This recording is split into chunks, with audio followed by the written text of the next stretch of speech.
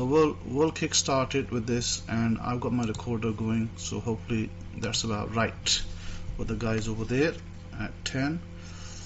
Okay, let me just cancel that. Okay, good. Alright, that's great. So let's kickstart it then. Basically we'll kickstart it again. Shabbat Shalom, Rabbi Simon Alta from the UK end. Pretty, it's a little bit cold over here as I came in from the hot weather at the other end. It is a relatively colder here, not as cold as probably some states in America, but is relatively cold. I think it's about 10 degrees Celsius or somewhere there. I know you guys do it over there in Fahrenheit. Over here these guys do it in Celsius, so I'd have to check.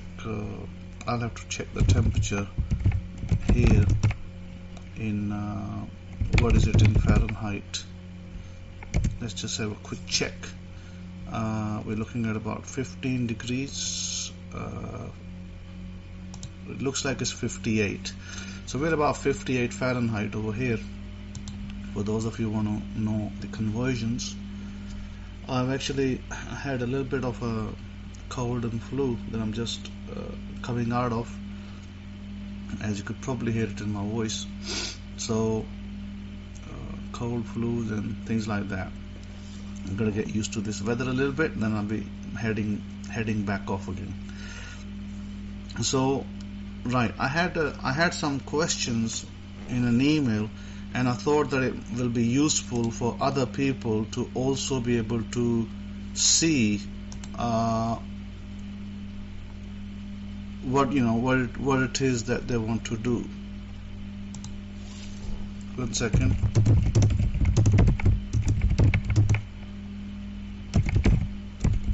Let me just see. Let me have a quick check. 1, 2. All right. Let me just open the email. So the email basically I received from one of my students, and it basically asked some very good questions. And one of the questions was this: that if you're in debt, could you avoid to fall in poverty consciousness, and how? And I guess what she meant, was that. Then she clarified the question by saying that by going to thrift stores, goodwill stores, etc., etc., could that feed a poverty consciousness? And the answer is yes. If you are in debt and you end up going to thrift stores and those kind of places because you feel that you can save money, it's automatically a mind's trigger, because remember, it's your belief system. I'll come to the word belief in a few minutes, explain what that is. But technically, your belief system is telling you, it's an automatic pilot, autopilot. So the autopilot says, hey, you don't have enough money in the bank, let's go to a thrift store. That's called autopilot. Or it could be in another way. Hey, you don't have enough money, let's find some vouchers, coupons to get some, I don't know, cheap food or something like that. So these are the ways that your mind, because it's on autopilot, remember we have the conscious and the subconscious, and we have the connection with God. So automatically your mind being in the autopilot mode, in which you have to intervene manually, is it will take you towards poverty consciousness. So that will reinforce your poverty consciousness. Now the poverty consciousness about debt. Now let's say you had credit card debts and maybe other debts, loans or in whatever shape, form. So again, it's very easy to fall into poverty consciousness.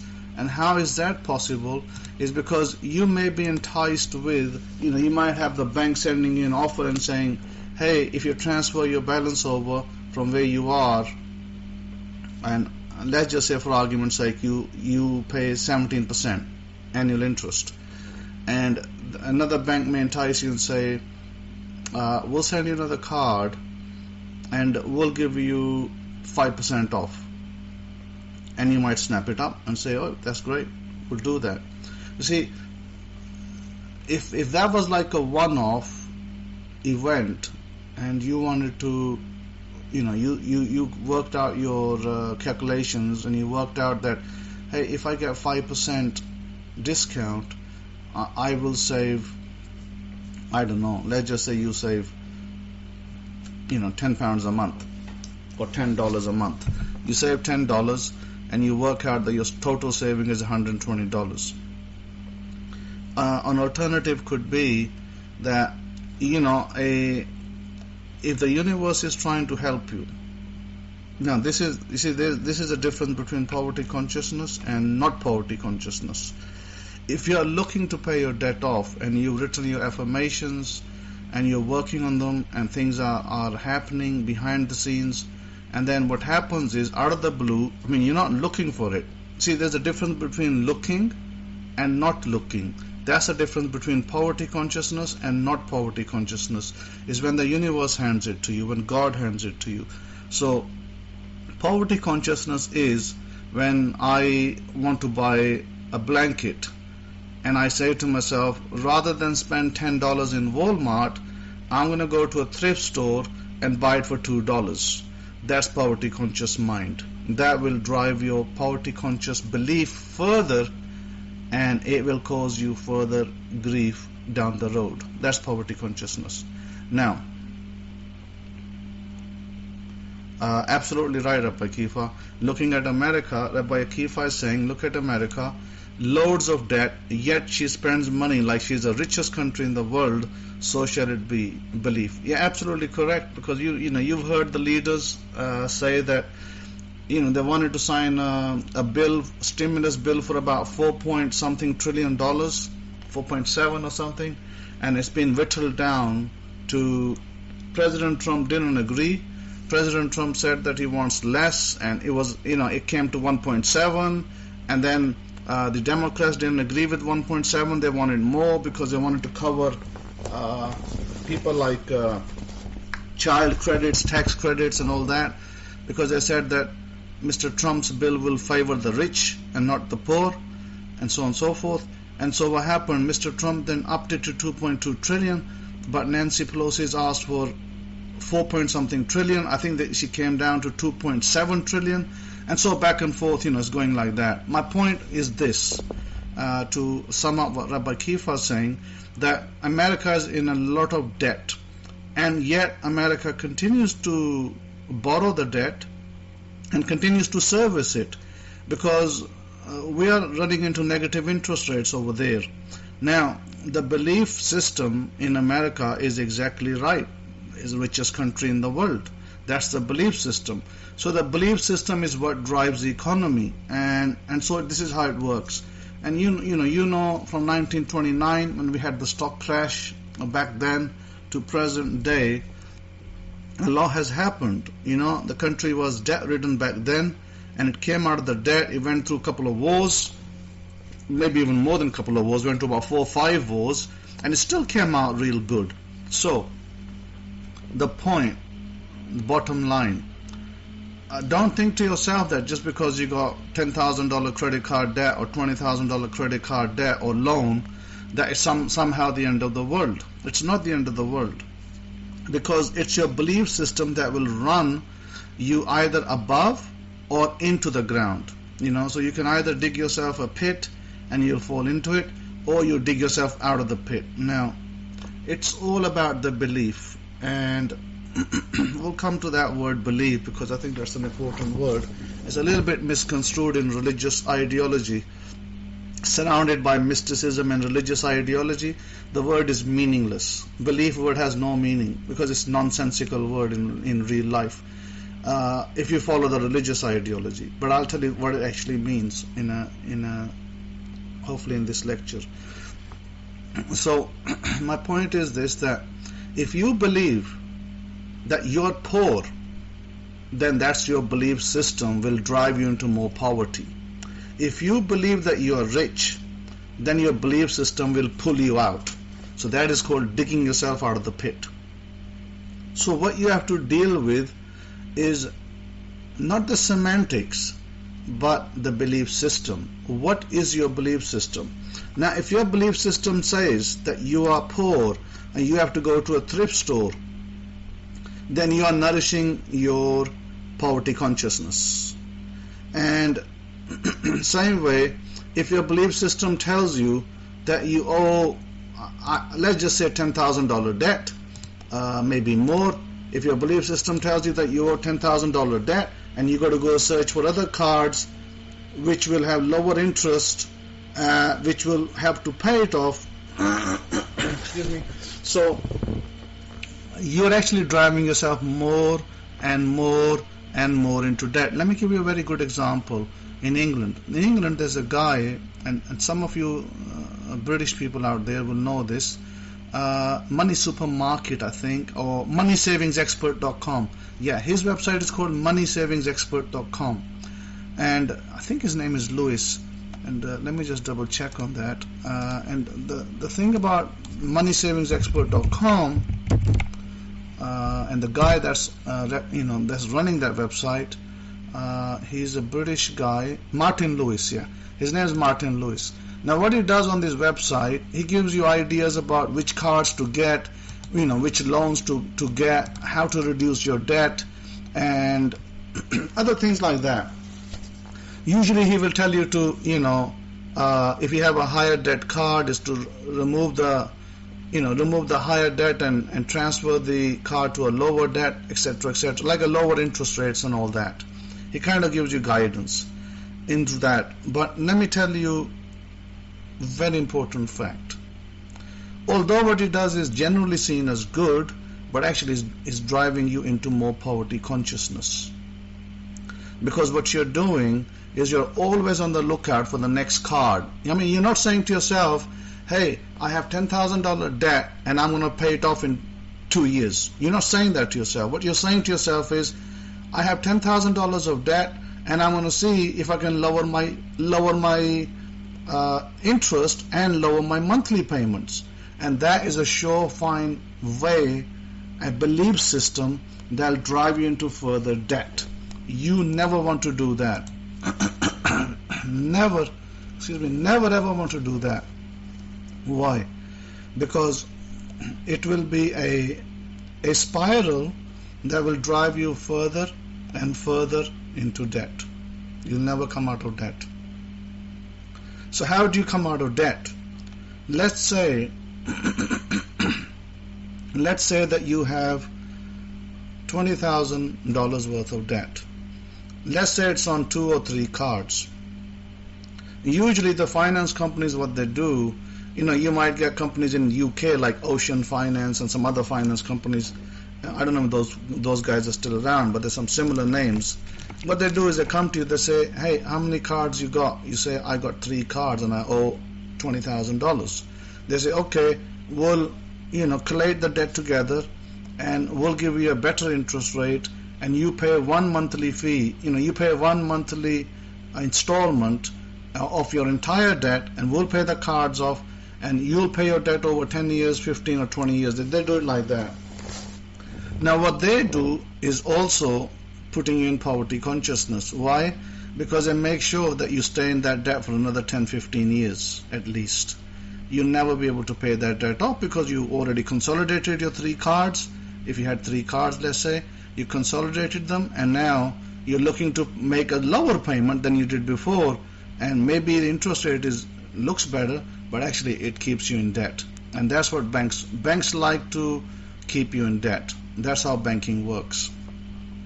Now, one of the things that our president said was that the bank rates are so low that we can borrow money and we can be better off than doing it the other way. And I guess he's got a point there, that when the interest rates are so low, you actually are paid to borrow debt. I think the Bank of England, recently I read an article that said that Bank of England wrote to all the banks in the country and asked them, if we go into a negative interest rate, will you be able to manage? Because it means that the savers will not get any interest because it's gone into negative interest rates. They may even have to deduct money from them. Secondly, the people who borrowed money, they may be better off because the debt is gone to minus. So the bank, asked this question, and I don't know what the end result was.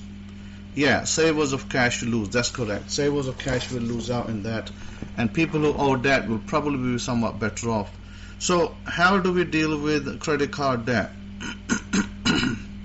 Do we deal with credit card debt by offsetting it against a lower interest rate card?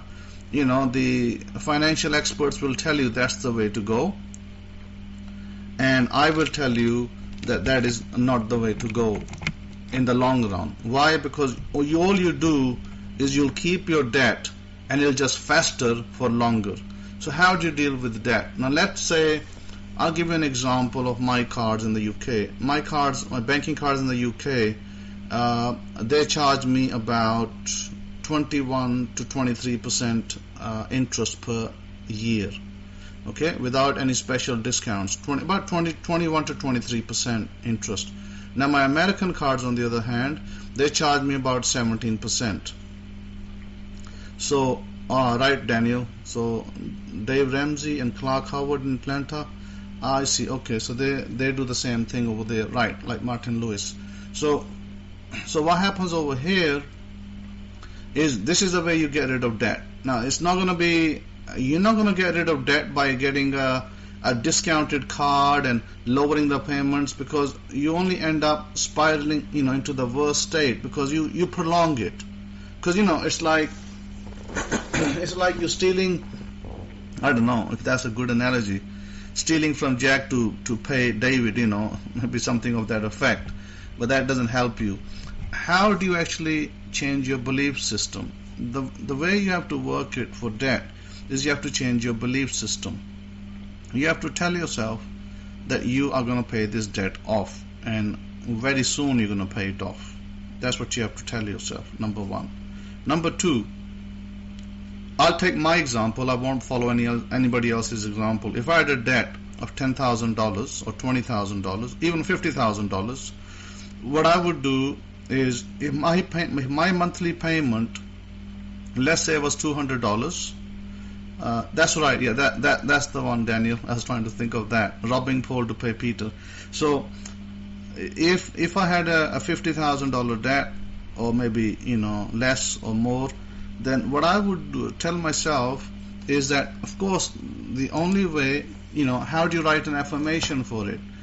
Somebody might tell you that you write an affirmation, and it may work for some people. I am debt free. Sounds good. It may work for some people as well. A better way to word your affirmation is to tell yourself that you have more income. Because when you have more income, you start paying more of it off. So what you do, your affirmation should be that you're receiving more income from different directions. So, you might say to the effect of, I am extremely grateful, or I'm happy and grateful that I'm receiving money from multiple sources. That may be an affirmation that you have.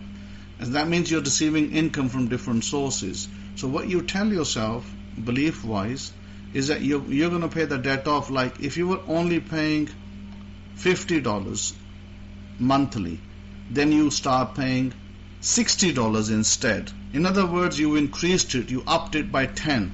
You haven't changed your card, you haven't gone to a lower interest, unless the universe said, hey, here is a new card, you got 0 interest for 12 months. That's great if that happens. Then you know that that's a call answered by God.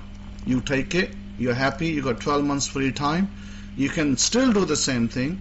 Still, the same thing to do is not to just say, my monthly payment is 50 and I'll continue to pay 50. No, what you should do is up it. Start paying 60, start paying 65, start paying 70. Because when you start to do that, then your debt starts to reduce seriously.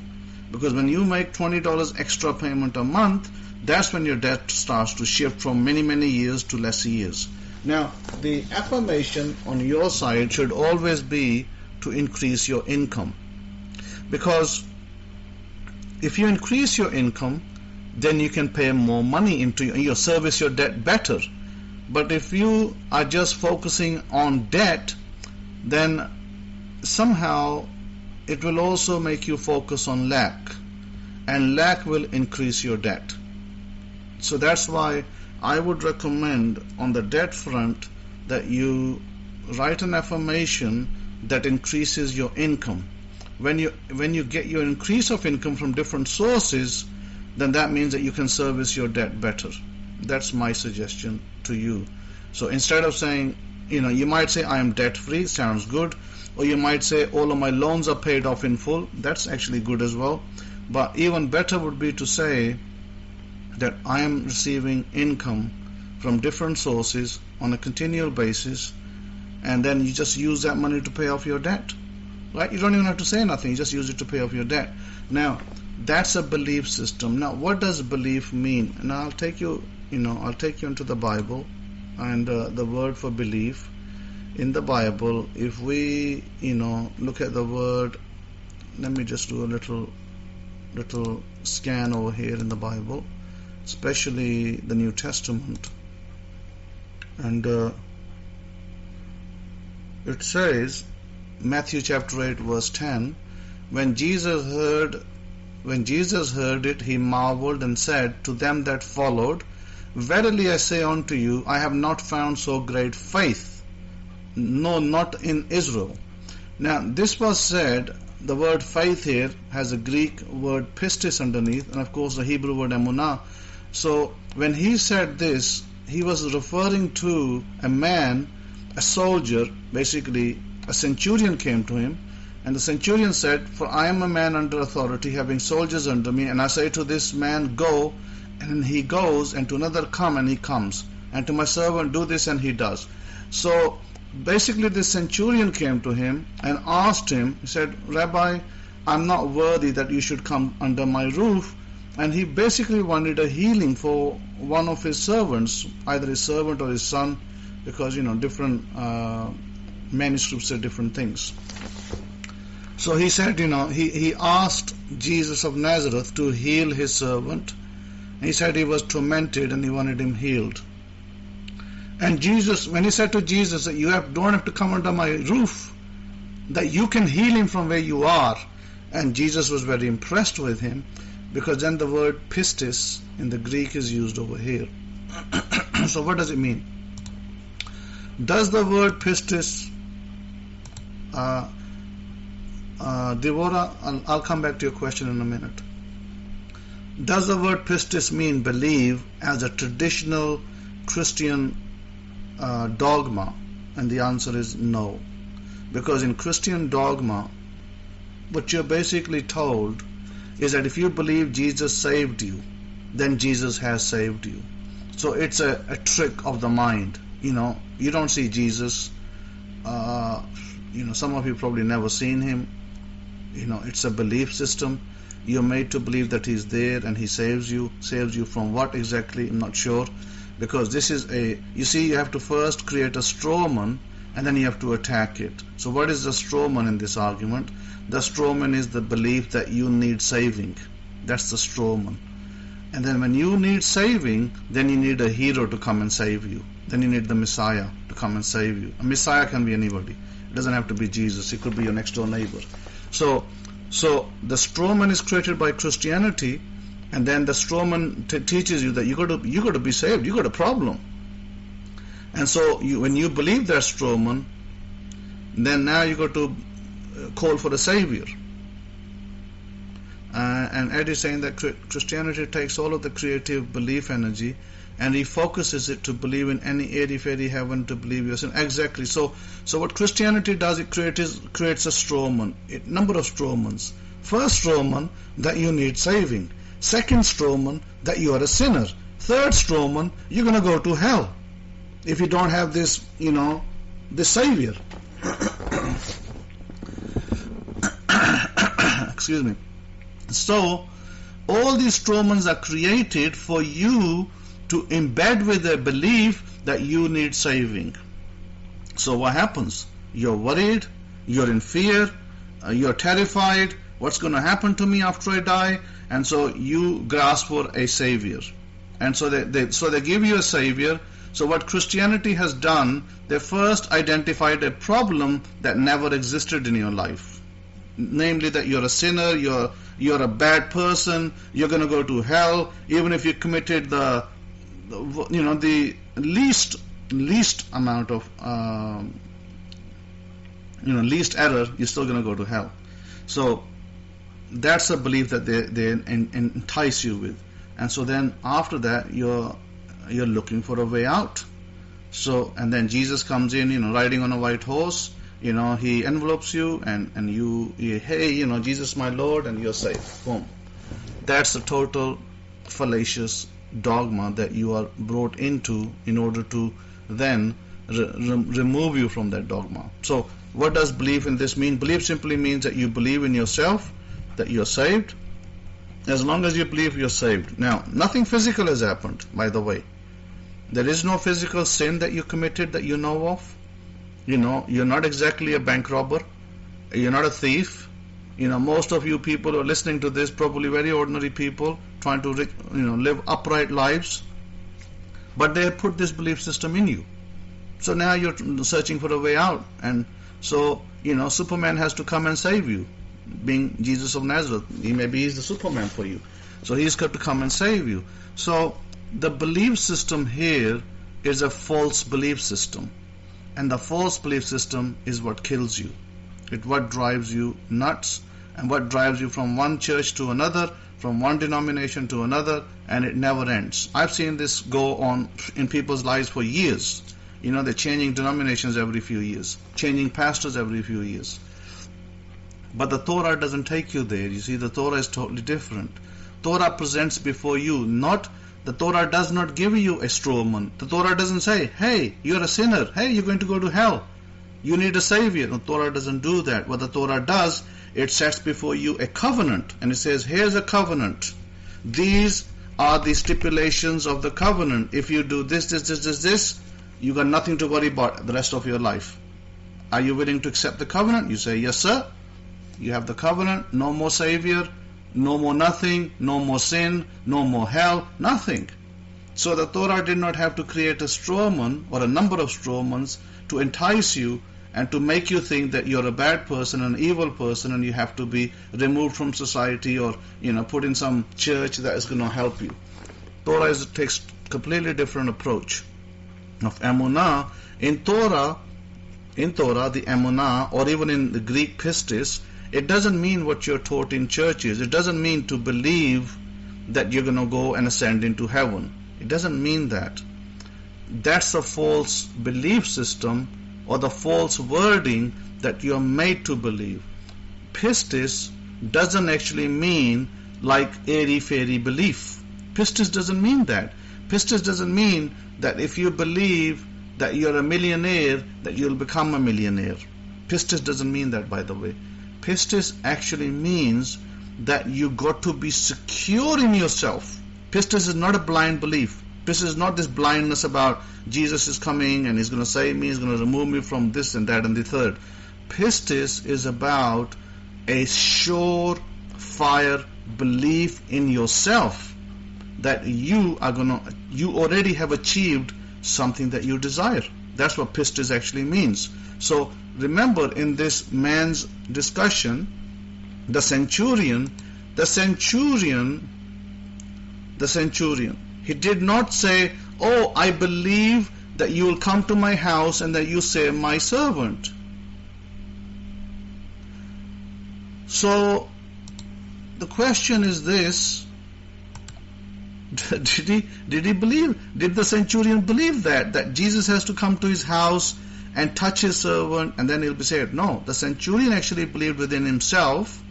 He had a belief system, a pistis, in which his pistis said that this man, this rabbi who's very famous in the area, this rabbi has certain powers, and wherever he stands, if he exercises that power, my servant will be healed even if he's 1,000 miles away. You see, he had this sure belief. It wasn't a blind faith. It wasn't a blind belief that I just believe it and it'll just happen. No, he went to the man. He asked him. He said, "Look, I have a servant who is sick. and I want you to heal him. And he's, distressed by this illness. And so Jesus is about to come to his place, and he says, no. He says, look, I'm a soldier. I just tell somebody, hey, go do this over there, and they just go do it. And I believe that you have the same authority, maybe even better authority than me, that if I can do this as a soldier, you can do this because you have access to God. So see, he had to have some belief in God. He says, you have access to God, and if you say whatever you say standing over here, instantly will be manifested over there. So Jesus did an instant manifestation. He said, okay, he said, I've never seen this kind of faith, this kind of belief system, in which this person believes that whatever I do now, it will affect him over there. He says, okay, since you already believe this, you have a very strong moral faith, I'm going to do this, and your servant's going to be healed. And so Jesus says to him, go, and your servant is healed. And he goes and his servant is healed. Paraphrasing, not exact words, but paraphrasing that Jesus did not see this in the Jewish community over there, but he saw it in this Gentile community. So Jesus says to the centurion, go your way as you have believed, so it will be done. In other words, Jesus said to him, your pistis, your pistio, your faith, your moral belief that I can do this, and I can affect this affirmation, and I can affect this cure, has made this person completely healed. So he completely healed that person.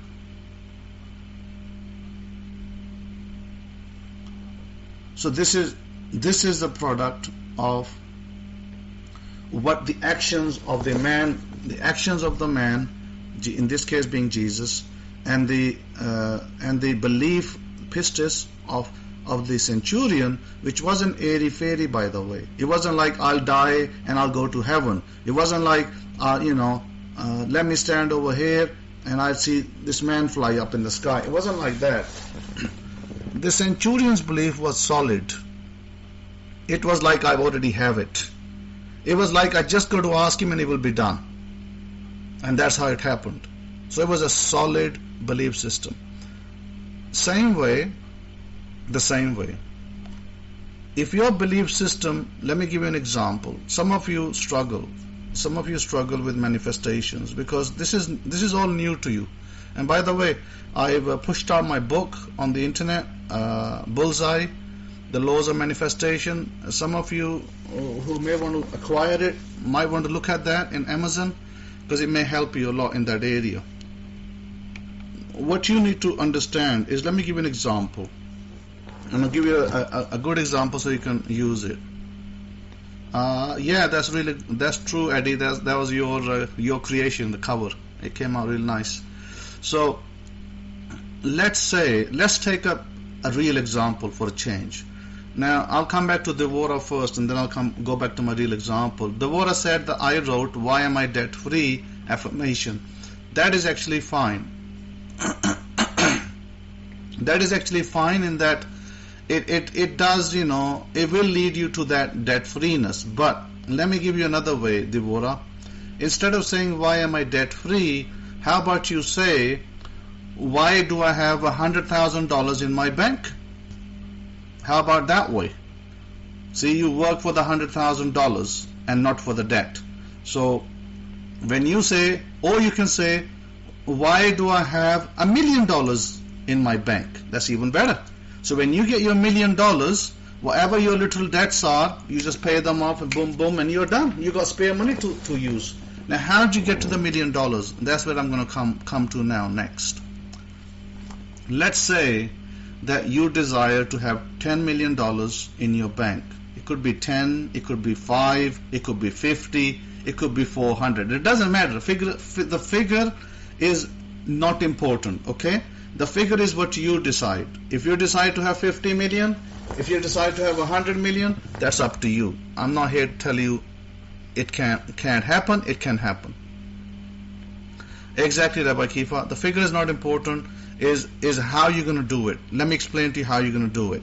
And like I said, it can be 1 million, or it can be 10, or it can be 50, or it can be 500 million. Now, only understand this fact. If it's a bigger figure, it becomes a complex manifestation. That's very important to understand. In a smaller figure, it's less complex. Like if you ask for $1 million, it's a smaller figure, it's less complex. If you ask for $100 million or 500 million, it's a bigger figure. It requires more complex work in it. It may take slightly longer. Not saying it has to, but it might. It's a case of maybe. Not necessarily must. So how do we work it? Very, very easy. You see, you got to believe yourself. Now remember the word believe here. Don't use it the airy-fairy Christian dogma belief. Belief here means that you have already accepted. Your belief would be you already accepted that you are a millionaire or a millionairess. You already accepted it. One, you have to accept it. Two, you have to now set up a scene in which you're telling somebody about it. So how do you set up the scene? Let's just use the example for I'll do the example for $5 million. Okay, simpler. And it can be applied to whatever figure. If you want to acquire $5 million, what you do is first you believe in it, that you have it. Not that you will get it. No, not the future, present. You first tell yourself, I am a millionairess, or I'm a millionaire or multimillionaire. You tell yourself you're a multimillionaire. You believe in it. The pistis, the surefire moral belief that you have it.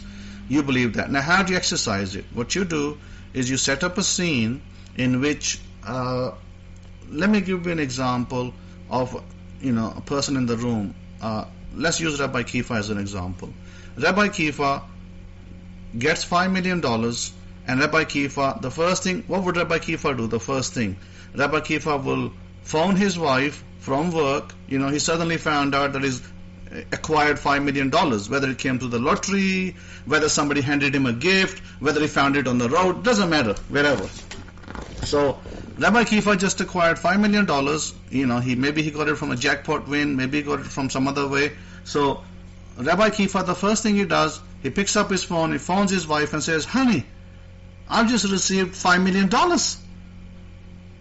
We are multimillionaires now. And so the wife is very happy. The wife on the phone is very happy with the Kefa, and she says, however she talks to him, she tells him, honey, congratulations, I am very happy for us.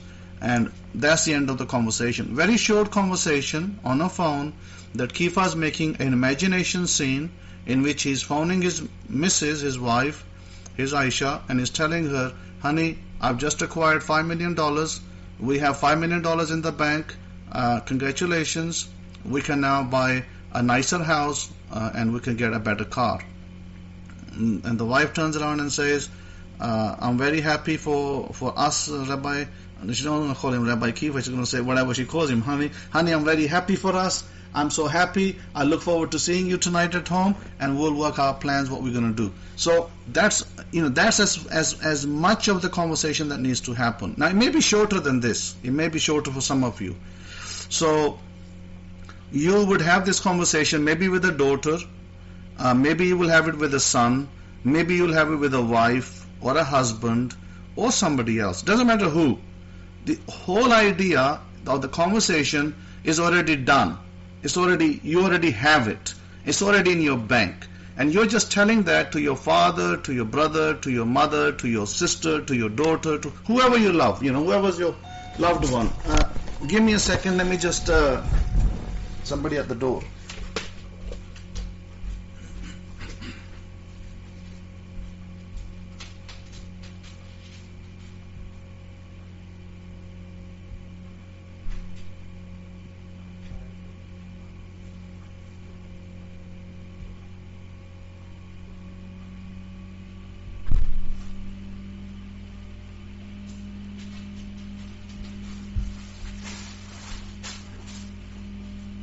Okay, so as I was saying, it doesn't matter who, you got to conjure up this image. You got to make this little scene in which one of your loved ones, it could be your daughter, your son, husband, wife, whoever you desire. You make a very small scene and you tell them in the scene that you have acquired X amount of wealth. and they congratulate you, and now you repeat this scene. You're going to repeat this scene with one sitting 7, 8 times, maybe 10 times. Once you do that, that's it. You drop it after that. If you feel satisfied, if you're happy, that is done. I don't need to keep repeating it. Good. On the other hand, it might be that you might say to yourself, I'm not entirely happy with today's performance. I'll repeat it tomorrow, and I'll repeat it the day after tomorrow. I'll maybe do it for 3, 4, 5, 6, 7 days. After that, you do it for 3, 4, 6, 7 days. You decide that you want to do it every day for 6, 7 days. And now after 6 or 7 days, you feel really happy. You feel like you saturated the scene in your brain, in your subconscious. You handed it to awareness, to God, and now you're completely secure that God is going to supply that need. And indeed, it will come from God. It's not going to come from somebody else outside. But of course, somebody else outside could help you manifest that or bring it into your life. But it will be sent by God, because everything we receive comes from God. All the good things we get in our life, they all come from God. So we got to remember that. So therefore, once you set the scene, you have nothing to worry about. You're secure in yourself. That scene is now set. You don't have to keep imagining it. You do it maybe for a week. You drop it for a couple of weeks, and you see what the result is. And if you feel that after 2 weeks things haven't quite materialized, then you do it again for another week, and then you again drop it for 2 weeks. So you always drop it for a couple of weeks, so you allow it to manifest. Okay, you must allow it to manifest, because if you don't detach, you won't get that money, because you're too hooked onto it. You got to let God work in the scene. Now, one of the mistakes that people make is they set deadlines. Mistake that I've often seen, and I've read in books as well, even in the book by the billionaire, which was From Homeless to a Billionaire. Even I saw that. To me, that's a mistake. Writing that, I'll get this by 15th of January. I'll have this, blah blah blah. It don't work. Look, in my testing, it may have worked for the billionaire because he had a lot of money, and he was into some projects. He wanted to invest 100 million somewhere, and he had the money to do so, and he could do that. He could then put a deadline on it. But you're starting from scratch. When you're starting from scratch, deadlines don't work. If you set yourself a deadline and you said today is 24th of October, and you set yourself in 2 weeks time, you might say on the 10th of November I'm going to receive $1 million. By the way, that deadline won't work, because I already tested it, and it's proven in my testing to be a failure. Now, what did work for me in my deadline was an end of month type of date. So if I said to myself that I am going to receive something by the end of December, that December is almost like 2 months away. That, by the way, did work. There's a huge difference between December and in 2 weeks time. Why does December work and 2 weeks time doesn't work? I'm still testing it to understand why a shorter deadline doesn't work but a longer works. But I'll give you the bigger picture. I would suggest don't use any dates, and here is the reason why. God does not work in time. God does not work in time. What does that mean? God does not live in time. God lives in eternity. Because God lives in eternity, there is no time over there.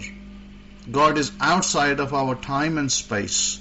So when God works on your behalf, He doesn't use time. You see, you might use time. You might say, in 2 days' time, it's Monday, the 26th of October.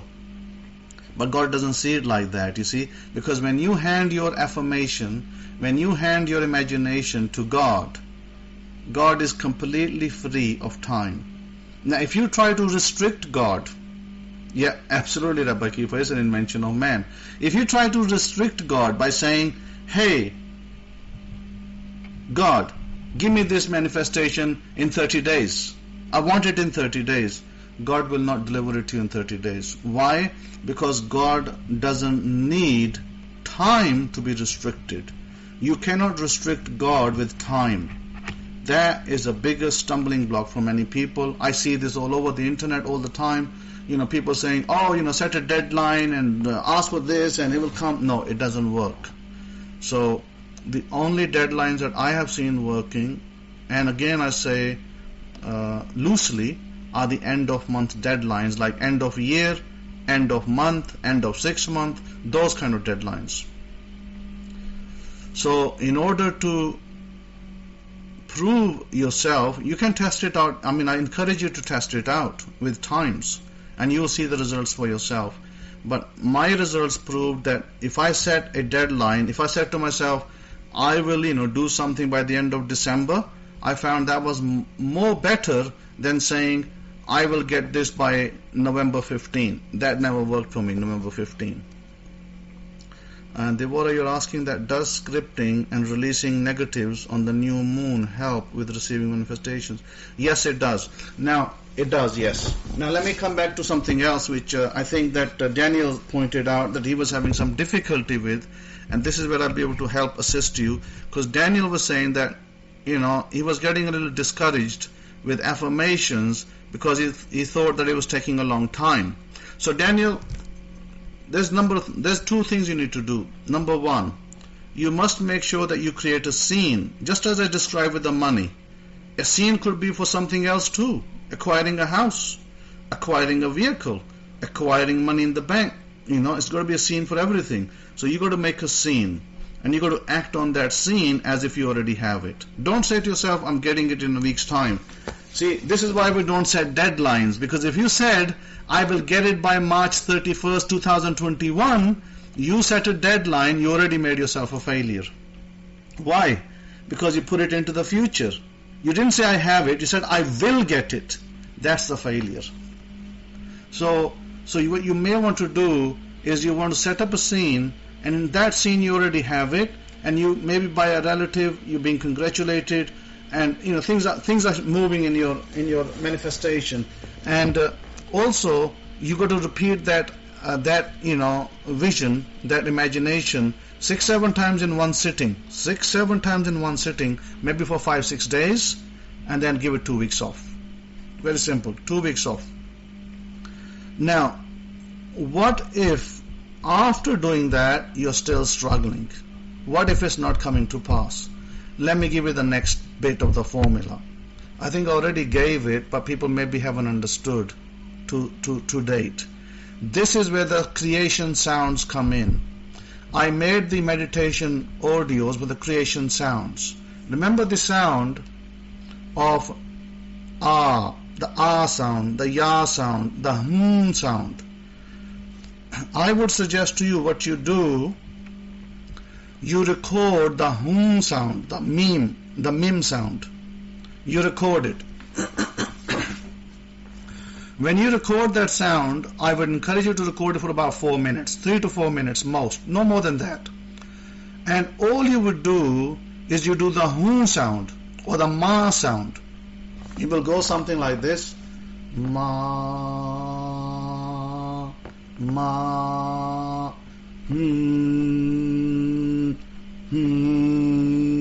So you do this sound, you do it for about 3-4 minutes, you record it in your telephone or in your laptop. Once you recorded it, I want you to listen to it every day.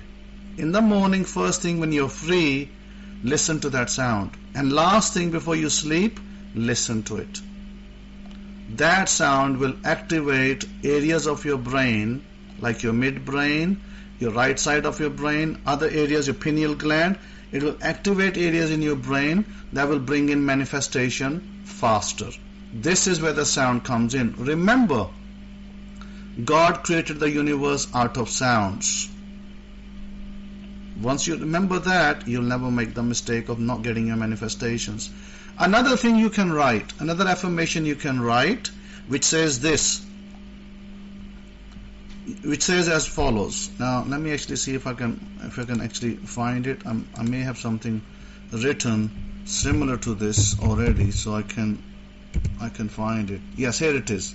Why do I make faster manifestations instantly in the least amount of time. By the way, that is one of my manifestation wordings. I will give it to you here.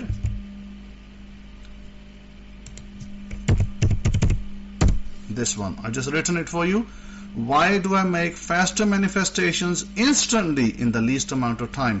Put that as a permanent affirmation in your list. That will help you to manifest faster. That is, by the way, been proven and tested, and it works. So that's the second thing. First thing, sounds. Use sounds of creation. Do those sounds, and those sounds will help you to create faster, because they will highlight the areas of your brain that create, and they only happen with sounds.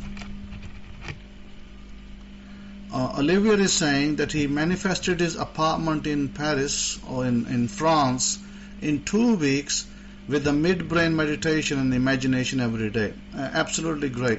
So you can manifest anything: apartment, car, money in the bank, lottery win, marriage, other things. All sorts of things can happen. It's entirely up to you. Now, let me come back. Let me just take a little sip of water. I want to just ask and tell you something of importance. People on the internet make all sorts of, ludicrous statements. And I don't really pay much attention to that these days, because there's no point in arguing with people, because they're stuck in a trap. And, since they want to stay in that trap, let them stay there. Here is what it is. Let me give you something very important. The religion Judaism today that many people see, or the religion Christianity that many people see, neither of those two religions even, let me put it this way. Those two religions, even at 50% level, don't resemble our original Torah faith of Abraham. Okay, maybe I said too many words. Let me say it in shorter words. Abraham's Torah faith does not resemble modern Judaism by even 50%, even 70%, even 90%. That's a big statement to make. Abraham's Judaism was totally different to modern Judaism. A lot of people today don't know that. They think wearing a tallit, they think standing, with a tallit on, and doing the so-called traditional prayers that you're taught by Judaism is the way we should be doing things. And the answer is no. It's got nothing to do with our original faith. The Kabbalah, okay, let me come back to the Kabbalah. Kabbalah is mysticism. Kabbalah did exist in one way or the other in the ancient times, but it wasn't practiced the same way as people do it today. It was practiced differently. So again, modern Kabbalah looks like nothing like ancient Kabbalah. Nothing, not even close to it. So now, let me also explain to you that modern Judaism came after the destruction of the temple, after 67 CE. After 67 CE, Yochanan ben Zakkai, one of the rabbis, famous rabbis in Israel, I went to his grave as well when I was in Israel last time, he invented this style of Judaism that you have today. It's nothing like our ancient Judaism, not even remotely close. Let me tell you what ancient Judaism looks like. And you're going to be shocked to hear this, because I'm the only one who's going to tell you this. No other rabbi will even attempt to tell you this. Ancient Judaism looked like Hinduism. Now you go figure out, why is modern Judaism not the same? Do you understand what I just said? Ancient Judaism looked like Hinduism, because we had altars, we had altar type prayers, and we had burnings of different materials. Exactly what Hindus do on their altars today, we were doing similar things. That's what ancient Judaism looked like. And if you want to see proof, unfortunately, you will not see too much proof of that, because words are hidden in the Bible. The words are hidden in the text. It's very hard to decipher them. Only the priestly class, only people like me will be able to decipher those words. Because why? Because Abraham came from Indian subcontinent. Abraham's forefathers came from the Indian subcontinent. What do you think they were practicing? They were not practicing modern Judaism. They were doing exactly what I'm telling you.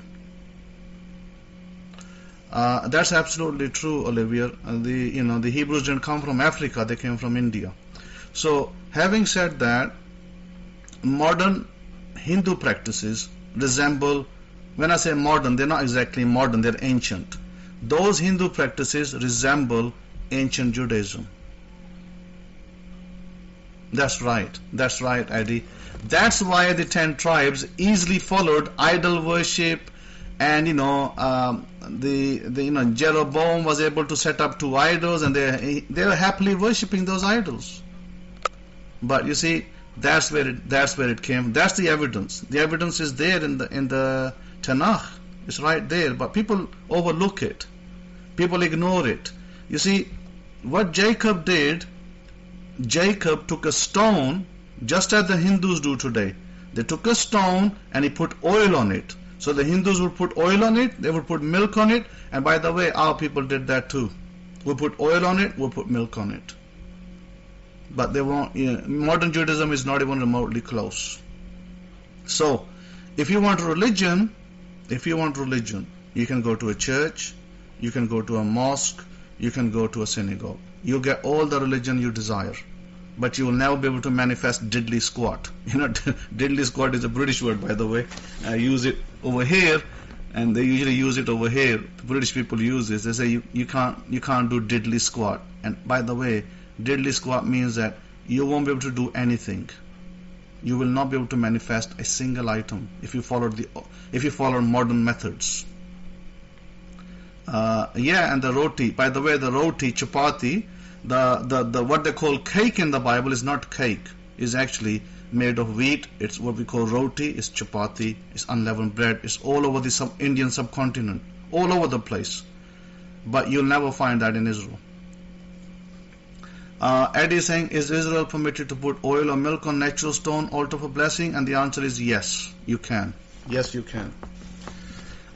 I had a student that wrote to me from Africa, and more correctly from Ghana, and I instructed him how to how to light up a small fire to bring blessings into his house. Now, you already been instructed with that before. When you use frankincense, when you use camphor, when you use myrrh, and you use the sandalwood, and you light up this little fire, the little altar, that you do. Yes, you can burn incense, of course. I've said it many times, that you can get a clay pot or a clay jar, something that's open, like a clay thing, because clay doesn't emit heat. It won't burn down your house. You can put it in clay, and you can, put a little bit wood in there or a coal, and you can light it up, and you can add some camphor to it, even some camphor oil.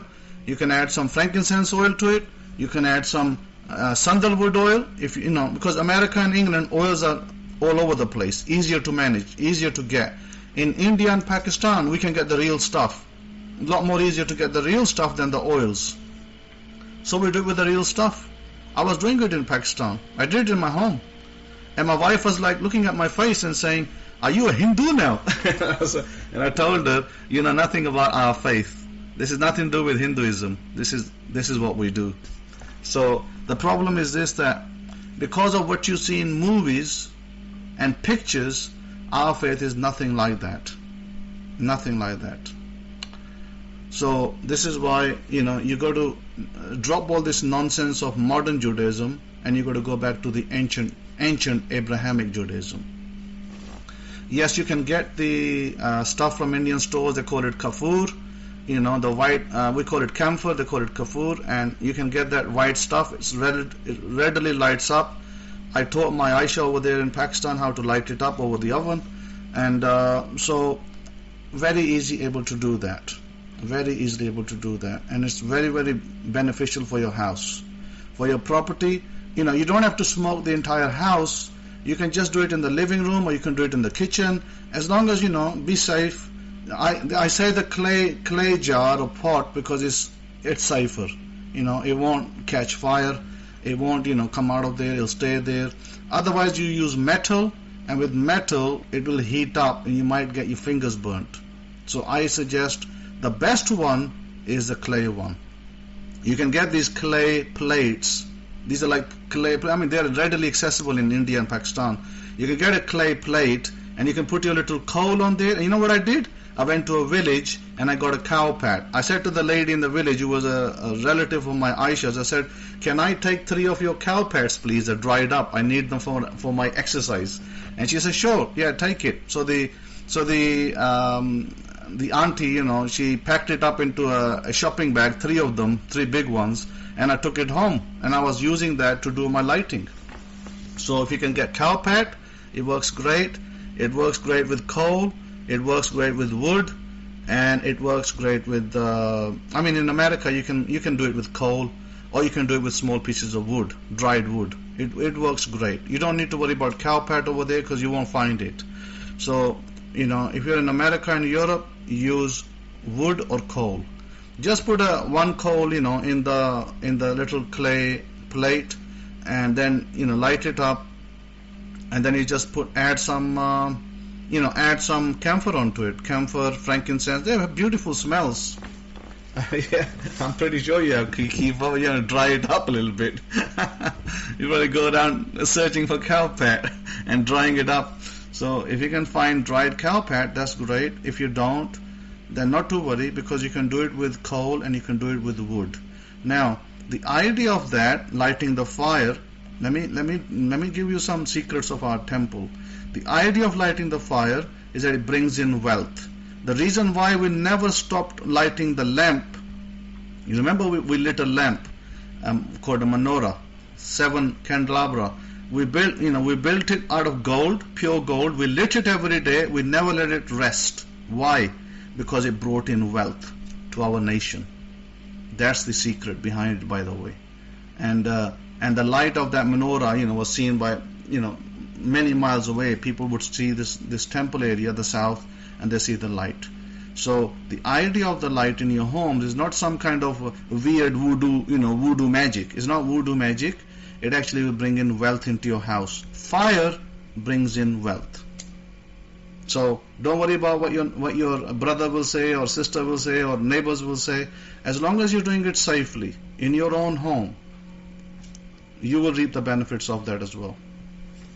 So you might teach somebody else what you do and how you do it. So I'd suggest the things that you use. You can get javitri, which is mace. You can get sandalwood, which is also got chandani wood in our language. Sandalwood comes in dried pieces. You can get frankincense, myrrh, and you can also get camphor, and these are sufficient for your requirements. These are sufficient items. And you don't need to use everything, but you only need to use a couple of drops of each. Couple of drops of camphor if you're using the oil, couple of drops of frankincense, and just you light up your fire for about 5 to 6 minutes at the most. After 5 to 6 minutes, you have this smoke, beautiful smell coming up. Like for instance, I'm now coming out of the cold. I'm having a little cold over here, and if I had camphor, I would light it up. It'll clear up my nose and everything. It'll be beautiful. So it's really helpful for clearing diseases in the house. Yes, you can burn an incense, but remember, in the apartment, this don't have to be done in the yard. You can do it in your kitchen. Just take a little clay plate, put it into your kitchen sink, and just do it there. It's pretty safe. If there's any problems, you just open the tap, open your faucet, and it'll put it out instantly. So it's not going to be a huge fire. It's going to be a small one. If you only use one coal, if you use a small piece of coal or a small piece of wood, don't break a branch up in your yard. Just use a very small piece of wood. I'm talking about really small pieces of wood, like the size of a finger. So that kind of sizes, like twigs. Exactly, Eddie, twigs. So I'm talking about twigs. So you can use twigs, And if you don't have access to twigs, then you can use coal. And use coal. Put a couple of coals in the little plate, wooden, this clay plate. And clay doesn't conduct heat, so it won't break, and it also will not, spread anywhere. So you just put it in your little sink area and do it there. Quite safe. And have a cloth. Put a wet cloth. Make a cloth wet. Put it on your right hand side. If something happens, just dump it on there, and it'll put the whole thing out. Fat wood, okay, yeah, I haven't seen those, and they may work as well. The ghee, yes, the ghee as well. So get the ghee, the clarified butter, and you can put a small amount of that on there as well. It's very good to do that. And I'd have to look at fat wood, what that looks like, Eddie, because I haven't seen that abroad. Maybe in America it's common. So where'd you get that from? Is it like available at Walmart, places like that? Okay, fire starter stick. Okay, well, there you go then. Those of you who are in America, you can get the fat wood fire starter sticks from Home Depot and Lowe's, and away you go. So like I said, keep it safe, keep it in the house, keep it by your sink, kitchen sink. Have a wet cloth before you, just in case it seems to be going out of control. Then you can put it out safely. 5-6 minutes at the most, and then put it out. I was able to do this in Pakistan. I put it in a plate, clay plate, and I was just walking around the house, and nothing happened. I just brought it back to my room, and I had a hard time keeping the fire going because it kept going out. So because I didn't have any fire lighters or anything like that, I just used a camphor to light the fire, because camphor burns pretty fast. I used that and the cow pad to light the fire, and I just kept it going because I had the fan going. Then the fan kept putting it out. Then I shut down the fan, and I run the fire. I put some camphor on it. I put some. I had some frankincense oil. I put that on there and produced some beautiful smells, and things started rock and rolling. It really worked good.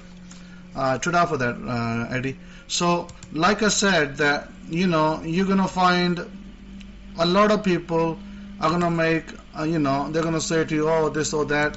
But listen, our ancient Judaism was nothing of the modern type. And modern Judaism, let me put it this way: modern Judaism, nobody's happy. If you want to look around the Jewish world, nobody's happy. Why? Because this is an invented Judaism. It's not bringing happiness into people's lives. So if you go back to ancient Torah Judaism, you'll bring happiness into your life as well. So with that, I'm going to stop over here, and I'm going to pass it on to Rabbi Kefa. Hopefully I've addressed everybody's questions. And so continue manifesting, and continue to do as I instructed you. Use sounds. Sounds are absolutely incredible, and they will help you to create faster. Okay? So have a great Shabbat, and over to Rabbi Kefa. Shabbat Shalom. Be in confusion.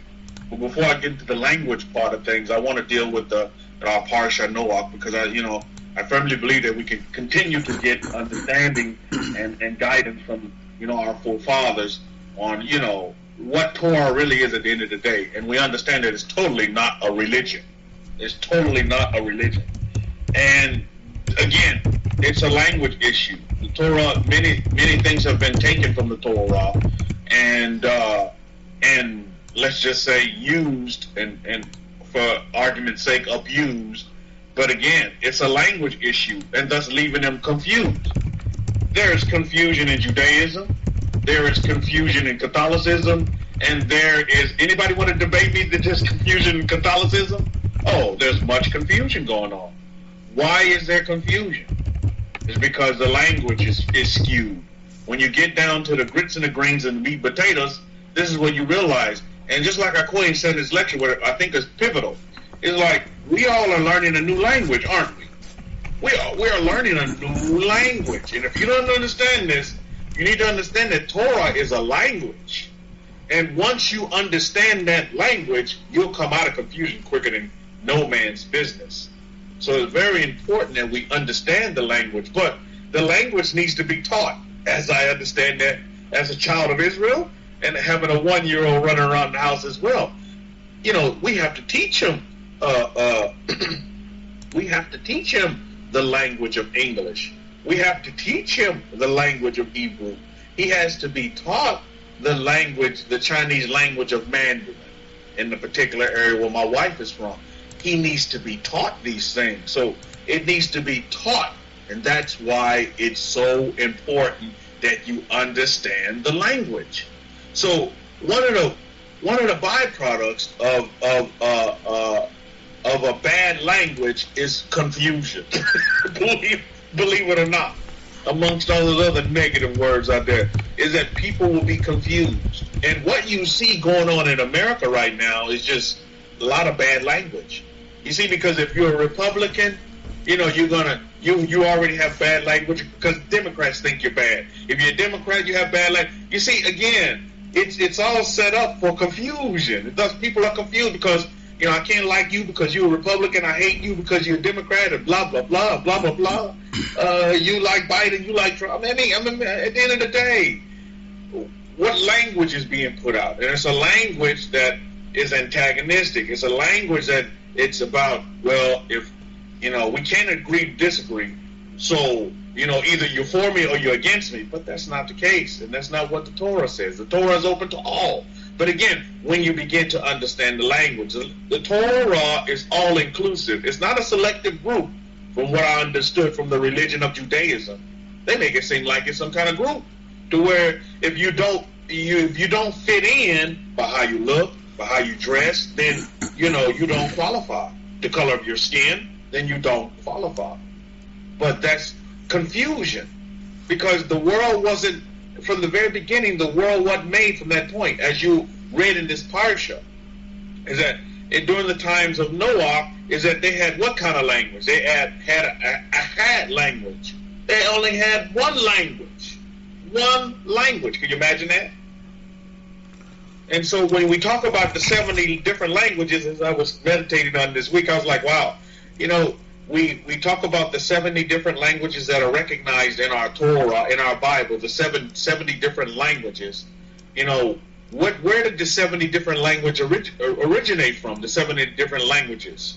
Well, their origination was not based on a good thing. Their origination was based on the premise of a confusion. Think about that for a minute. The 70 nations' origination was based upon, of confusion. Because before, everybody could speak one language. Now, I understand in my whole household. My household, I understand this. I go ahead and see this as well. As you speak several different languages, is that, when you have a household that speaks different languages, sometimes, the conversation can get confusing, because they might be trying to get one point across while you're trying to get another point. English and Mandarin, they have different sayings and different things that mean different things according to their context. You see, and when taken out of context, that can cause confusion. See what I mean? How many of you have dealt with that in your household? To where you have several different people speaking several different languages.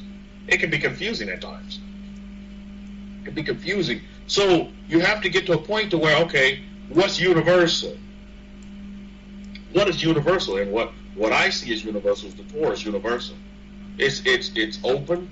It's inclusive to all persons. Persons of color, persons of hair texture, persons of stature, persons of height and weight. Doesn't matter. That's what the Torah is about. It's not about excluding. It's not about being selective. But again, you must be able to understand the language. Because when you don't understand the language, you open the door for the opportunity for confusion to set in, and thus many other things. Hate, division, all of these, the negative sides, depression, all of the negative forces, the negative energies that are out there.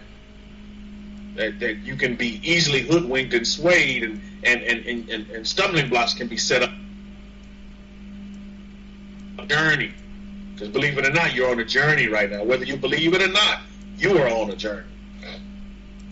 And you can make your journey wonderful, or you can make your journey miserable. You see? Daniel saying even English is confusing amongst Americans. Oh yes, because even with English, you see, the Torah recognizes 70 different nations or, different languages. But as you all know, there are more than 70 different languages out there today, because even with English, they take English and they come up with what? They come up with what they call Ebonics, to where these black people talk in these kind of ways that, they have their own code of English, and you can say that amongst several different or own dialect. Oh, you get into China, my goodness, there's so many different dialects of the Mandarin language. It's crazy. You go from the north to the south, and you can't even hardly understand. You can't even comprehend what people are saying. And I know Hakoin, he's witness to that as well. Probably in Pakistan, you go from one area to another. Different cities, different places. You could probably make out some root words that are the same, but majority of it has been changed.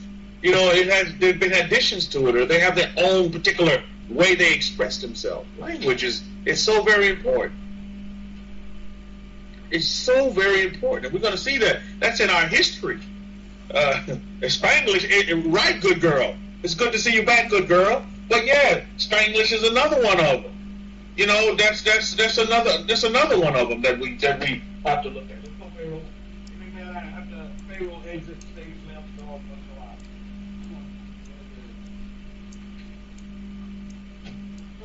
So you must consider this. Consider this in your study of human nature. Consider this in your consider this in your own livelihoods, because everything around you is based upon a language.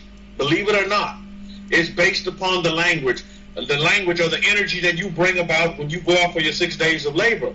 People look at that, and language is an energy. Believe it or not, language is an energy.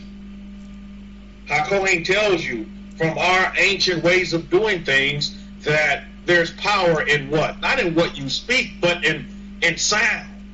In sound. What sounds are you bringing out? You see? You see that in the animal kingdom. I like to study, I'm a big fan of studying lions and tigers, and even elephants as well. Have you ever heard that elephants can make certain sounds? Even whales, they make certain sounds at pitch levels, and this is how they communicate. In their language, they can communicate from miles and miles apart. Whales can you believe that? For those of you who are big fans of National Geographic and all that. Any National Geographic fans in the house? I am. I'm a big fan of National Geographic. And so I like to watch shows like that. And you see how in the animal kingdom, how many different ways that they communicate without even, making a complete sentence, but they can communicate. And believe me, everybody understands the language. And thus there's order. And thus there's law and order, because everybody understands the language and they know what they're supposed to do. I look at my 1-year-old Nakshan and I tell him no. Hakohen, Nakshan for some reason doesn't understand no. But when I say, and I make this gesture with my finger, and he's watching me, and I make this gesture with that one finger, and I'm shaking that one finger, oh man, Nakshan's eyes light up. Then he stops in his tracks. But you tell him no, that's like, no, he gonna still do it anyway. He has a habit. He loves to put his hands in Pharaoh's water, his water plate. So he just goes in there and, he puts his hands like, he's doing his water ritual with Pharaoh's water. He goes in there and he's doing his water ritual, washing his hands. I'm like, hey, that's Pharaoh's drinking water, son. No. So Nakshan, 1-year-old, he's still learning that right now. But again, Nakshan will see. He'll see what Father does. Opposed to what Father says, he watches Father's face and expression. And all I have to do is shake that finger at it. Hold that one finger out and shake that finger at it. And then he stops in his tracks and he realizes, oh, wow. Okay, it's time for me to turn around. It's time for me to go in a new direction. Daniel is saying, actually, whales are showing up in New York City for feeding, and they are trying to understand how whales are sending out their communications with other whales that come there. This many whales have never been seen in New York before. Oh, Rupashir. Must be an abundance of food there. It doesn't take long for us to sniff out some good food, right? Rupashir, you smell it a mile away, and then you're there. So for in the animal kingdom, it's the same way. It's all about sounds. That's why I am so happy to understand the true language of my forefathers. Yeah, we got the pictorial graphic language, But it's the sounds of those languages. So when you take our pictorial graphic language and then you get to the meat and potatoes of it, at the end of the day, it's all about sounds. That's the true essence and true energy of it, good girl. It's your sound. You ever notice how people, you study human nature and you sit there and you listen to them talking their syntax and they say, oh, that sounds good. How many of you ever said that before? That sounds good. But you only said something. You didn't make a sound. But they'll say, oh, that sounds good. Hey, you want to go over here and do such and such? Oh, that sounds good. But I didn't make a sound. I just said something. Sounds are very important. Many people can understand that because they don't really understand our language. Just like with Judaism, for instance. I'm not knocking the converts in the way. But you see, they don't know the language, and that's the problem. They just don't know the language. And in this parsha, that's where we read that in our Abrahamic-Faith Bible. We read this in our parsha, where Noah says, Japheth will be deceived, and he will dwell in the house of Shem. So, the deception is that he won't know the language. But he will dwell in the house. But he just don't know the language. So, he'll manufacture a language because he's deceived. So, we're not surprised, believe you. Me, family members, we're not surprised that some people are calling themselves something that they're not. But they can be, but they're just not. They don't know the language, you see. And you have that same problem with Judaism and all these other religions. Is that they don't know the language, and it's confusing to people because they don't know the language. And just like Akoim said, some people can be in some religions for years and years and years and years and years, doing the same old thing. And they never wake up to realize, well, why am I doing the same old thing and getting the same old results, but expecting different results? I've been waiting for Jesus to do this thing for me forever, but nothing has happened, but I'm still waiting. Don't you think you might want to change up something? It's okay to try to change and try and test something different. That's perfectly human. You should be doing that. But we've been conditioned to think that we don't test. Oh, no, you get in this and you stay with it. Oh, just because your mother and grandmama and them was all Republican or was all Democrat, then I got to be Democrat and vote Democrat too. How about you just test the waters and say, well, what's beneficial to you? Not just because what everybody else is telling you have to do. What kind of society is that? Well, people telling you what you have to do. Well, I have two people that come out of communist China, and they're so happy and blessed to be in America. And they thank powers that they are in America to where they can make up their own choices. And to where they can get a full spectrum of everything and not being told what is what and not having, all the evidence laid out before them. Only told what the evidence is going to be. That is a great blessing. I would put that in the category of freedom. Definitely freedom, indeed. And when you're free indeed. But most people don't know the language of freedom. But they'll tell you what freedom is, but they really don't understand the language of it. So it's all about getting to the language, Mishpachah. That's what's very important. Getting to that language. And the language of the very essence of what this earth was founded upon, what the universe was founded upon. Because we deal with powers that don't operate in time and space, like I told you in this lecture. Baruch Hashem. Time and space, throw it out the window. And just start to live.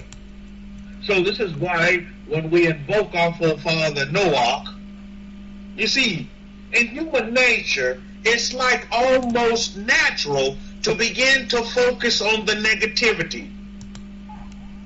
Let me say that again. In human nature, it's almost natural to begin to focus on what's negative. And I'm seeing this as we learn the language of how to manifest.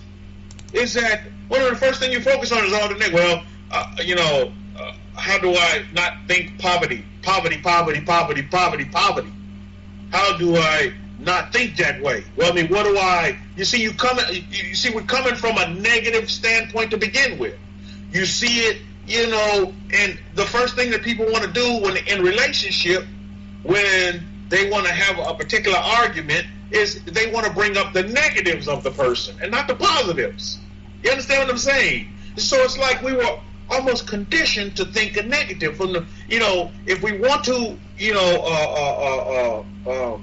combat or fight, we always have to bring up the negative side and not look at the positives. Because, and believe me, in every situation that you come across, in every argument that you come across, the person that you're dealing with in your relation, there's some good in them. I look at all my past relationships and marriages that I've been in, and I realize that, not everything that the individual did, that the woman did in my life was bad. And we had actually a lot of great times, actually, you see. But many times we just like to focus on the negative, on the bad times, on not having any money, on not having perfect health, to where we need to change, we need to do a paradigm shift and begin to learn the language of positive thinking and positive sounds, to where we think from a positive perspective going in. Because by default, as creatures and human beings, we've been placed and put in a position of dominion. And we've been placed and put in a position according to the covenants to be multipliers, not dividers. How many of you in this room will affirm that you're a multiplier this day? Put up capital M if you'll affirm that you're a multiplier. You're a multiplier. You're not a subtractor. You're not a subtractor, Mishpahah. You're not a divider. Don't be a divider, because it's very easy in your language to become a divider. You have to guard yourself of becoming a divider. Well, should I pay this bill? Will I ever get finished paying these bills? All you think about is paying bills. You don't think about, you see, you're dividing yourself already. So when you divide, you can't conquer. But when you begin to multiply, it's easy to win the war. Because, the enemy becomes outnumbered as you begin to multiply. You just keep on multiplying on top of multiplying. And then all those bills become second. They become second nature. They become in the back of the bus, like Rosa Parks used to ride in the back of the bus. Because your whole focus now, all of your energy, your language is about multiplying. I'm a multiplier. I'm a multiplier. I'm a multiplier. I'm going to take this one apple and make 12. I'm going to take this one banana and I'm going to make 200 bananas out of it. You're a multiplier. You're a multiplier. You're not a divider. It's very easy, and you have to guard yourself against becoming a divider. I want you all to study this with yourselves. In your relationship with yourself these next 6 days of labor. You'll see exactly what I mean. You see, because, believe me, these nations that we're set up in, believe me, their agenda is not to be positive, but to look at all the negativity that's around you. I heard Biden in that last, debate, which was a great debate, by the way. They actually got to some substance. But in the debate, he said, this winter is going to be a deadly winter. And I'm paraphrasing, but he used the word, this is going to be a deadly, he said a dark winter. Well, I say, I don't receive that. This winter is going to be a great winter, a winter of prosperity and abundance. Not a dark winter. I just don't receive that kind of stuff. So when those kind of, that language comes at you, you have to combat it quick. Or before you know it, you're going to go to bed thinking, man, it's going to be a dark winter. No, it's not going to be a dark winter. How many of you subscribe to a dark winter in here? Anybody subscribing to a dark winter? I'm not. I'm not subscribing to a dark winter. You see? You see, I don't subscribe to that. This winter is going to be a brilliant, wonderful season of abundance. Of infinite abundance in every area of my life. And abundance is going to come from all directions. So again, we must guard ourselves against that. Because if you don't begin to correct the language will become a part of you. Well, he said so-and-so said this, and so-and-so said that, and before you know it, that becomes so-and-so's language becomes your language. That's how religion gets you, man, I'm telling you. You flick on the television and the commercials. I wasn't one commercial. With all the chaos going on in here in North America, do you want to know why all of these bad things that happen? It's because everybody has turned away from Jesus. So we have to turn back to Jesus. Here, say this prayer with me now and turn back to Jesus. Say this prayer with me right now. Say that I'm a sinner and I repent. I'm like, what the hell? Number one, I'm not a sinner. Have you seen that commercial? These guys get on there and they'll tell you, oh yeah, repeat after me. Say this prayer. You see, we turned away from Jesus. So now we need to turn back. You see, they're taking you right into what I call the straw man's manifestation of waiting on Jesus and believing that Jesus can just deal with your sin. And after you say this prayer, congratulations. Now call this phone number right now. Now you're saved. You're born again. Well, let's look at what happened to Noah. Let's just look at this and see if that's the same pattern that I just subscribe to you from the commercials that you see on television. You see why the world is so chaotic? Why we having all of these fires and fighting is because you've turned away from Jesus. Well, these same people that starting these fires and throwing bricks at other people, these are the same people that's in your religion, sir. So I don't want to be part and parcel of that at all. So I'm not subscribing to that mumbo jumbo. I'm a man of peace, not of war. I'm a man of love and not of hate. So again, but that's what they do to lure you in. So, oh, you must, you're a sinner, and you must say that you're a sinner, and you must repent of your sin. Oh my goodness, a bunch of mumbo jumbo. So what are we told? Let's open up our books and see what actually happens. Look at Genesis chapter 6, verse 9. Again, I read from the Abrahamic-Faith Bible, the Hidden Truth and Break Scrolls. If you don't have this Bible, please add it to your library. Utilize it. I have some friends that just purchased it recently. I told them, utilize this. They don't go to Sunday church anymore. They understand the Sunday church was doing them wrong. They absolutely understand all this mumbo jumbo. And now they're at home and they're like, well, what do we do? They understand that they've been fed false language. What do we do now? So now they have the Hidden Truth and Break Scrolls. I told them to study. Just compare and study. You have any questions? Feel free to ask. But just get in there and begin to let the Torah marinate in that brain and deal with all of these questions that you may have, because it's going to answer a lot of them. So here we go. Genesis chapter 6, verse 9. This is the genealogy of Noah.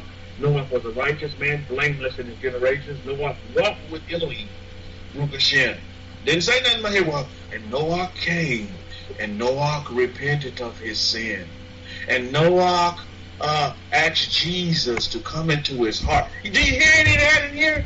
Yet all of these same people with all this religion, again, they've taken our language and they misinterpreted it. And I'm being completely correct. They just misinterpreted our language and came up with their own language, and thus they have what? Confusion, you see? And Noah was what? He walked with Elohim. They say nothing about him, repenting and blah, blah, blah. He walked with Elohim. Elohim told him to do something and he did it. Baruch Hashem. You see? Look at verse 10. And Noah begat 3 sons, Shem, Ham, and Japheth. And the earth was corrupt before Elohim, and the earth was filled with violence. Oh my goodness, violence? Do we not see that today? So Elohim looked upon the earth, and indeed it was corrupt. For all flesh had corrupted their way on the earth. Corrupt. You see, that's what happens when you get involved in these different, when you disassociate with the original language. Things can get corrupt on you real quick, right? There's corrupt politicians, there's corrupt priests, there's corrupt what? Pastors. There's corruption will set in. And yet, on the surface, it may seem well. But it's all just one big, just like President Biden said, it's all malarkey. It's just one big corruption. And who's the culprit? You and I, at one time, were. because we fed into that mumbo jumbo, right? And you listen to all that mumbo, oh, and you believed it. Well, pastor said this. Well, mama said this. See? Think for yourself. Don't follow a language just because everybody else follows the language. What is the language really doing for you? And you're right, Wacoin's right when he said in his lecture, when you look at these folks in all these different religions, most of them not happy. They're just not happy people. These protesters are filled with Christians and Catholics and Baptist and Protestant people on both sides. You see? And they're just not happy people. Why? It's because they've been chose. They chose to pit one side against another, and they don't see things from a neutral standpoint. They say in their mindset, you're either for me or you're against me. What kind of thought process is that? I would consider that a corrupt thought process. You need to go in there and wash all that stuff out, wash all that corruption out. End of verse 12 of Genesis chapter 6. For all flesh hath corrupted their way on the earth. Look at verse 13. And Elohim said to Noah, the end of all flesh has come before me. Them, and behold, I will destroy them with the earth. Look at verse 14. Make yourself an ark of gopher wood. Make rooms in the ark and cover it inside and out with pitch. Giving them instruction. Let me ask you something this day, Mishpahah. When we deal with Noah, what does the ark symbolize? Anybody tell me? This is very important. When we deal with Noah and we look at Noah, what does this ark in our history symbolize? Yael 1:10 says protection. What does this ark symbolize as Noah is getting instruction from powers? The powers, Baruch Hashem. What does that symbolize? What does that ark to you symbolize? True Joy Ministry says salvation. Yael 1:10 says rescue. Think about that for a minute. What does that symbolize to you, that ark, that Noah? You know, what does that mean to you? There's no wrong answer. The verse says life. All of these are great opinions, you see. All the verse says covenant. What is that ark? You know, what does it symbolize? Triumph. What does that mean to you? There's no wrong answer here. But we need to ask ourselves this question. It's our history here. And so the question I have for you today, because I do see this ark as rescue. That's how I see it. I mean, there's a event that's getting ready to occur. And powers, Elohim, is telling Noah, hey, you righteous amongst all this generation. I'm paraphrasing. So what I'm going to do for you is tell you and instruct you on what you need to do. If you follow the language, you know, you're going to be saved. We're going to rescue you. This boat is going to rescue you from what's about to occur. You will be protected from what's going to happen. So my question to you this day, Mr. is this. What do you have in your boat? What is rescue for you? Think about this for a minute. Noah had a boat. Do you believe you have a boat today? Now rescue comes in many forms. Not just this mumbo jumbo, this fictitious Hollywood wink, made up heaven that you're going to be raptured in the sky and blah blah blah. No, some folks right now need rescue from a water bill. You need rescue from a mortgage payment. You need rescue in the form of a vehicle, a transportation. You need rescue in your health. Do you see how Torah becomes real? Do you see how the language really is now? Baruch Hashem. I give thanks. I give thanks to the Kohen Mazor. So do you see where your form of rescue comes? What good is for you to wait on a heaven and real estate in heaven when all your real estate here on this earth is being taken away from you in the form of foreclosure? That's foolishness. That right there is corruption at its at its highest point. And for many folks' life, they still in the language of corruption right now, because they still following that same old model, waiting on this by and by and the pie in the sky. And the only pie they're going to get is the pie in their face. Because they've been hoodwinked and bamboozled. And they lived a half shell of a life. Because they never got on with life and lived a life that was full of abundance and never realized that they've been given dominion over this earth. And they can dominate this earth and fulfill and meet all the desires of their heart. Whatever they desire for the dreams, if they believe, it can be real. But if they believe in this fictitious heaven, guess what? They're living a life. They're living a lie. Corrupt. Man, what do you think these people are saying on the other side? In the next life. And they say, wow, you mean I wasted all that life and heaven never came and never was? And heaven was right there on earth and I didn't realize it, and I wasted all those years on this earth and I didn't do anything productive, and I didn't meet none of the desires that I wanted for myself because I was too busy trying to give God his will and blah, blah, blah. Wow. And a lot of folks are saying that, Mishpah. Believe you me. Because last time I counted, there's still a lot of folks creeped up in religion. And religion is playing them like a puppet, right, Oliver? Oliver. That man that beheaded that teacher in France. Oliver. Come on now. You gotta let that religion go. Religion is hoodwinking and bamboozling a lot of people into doing just craziness. And you know what? They use the religion as a crutch. Oh, yeah, okay. It's because such and such religion say I can do it, so I can do it. Man, Torah says you kill a man, death is coming to you. Unless you kill him accidentally, and then there's rescue for you. But Torah is just and fair. You just don't just go out decapitating another human being. What is that? Wow. I beg to say, what other people in that religion are saying now. Like, wow, what can you say?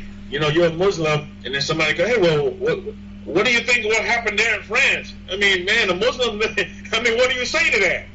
What do you say? Well, maybe he was a zealot. I don't know. He just misplaced the language. You know what I mean? Truly misplaced the language.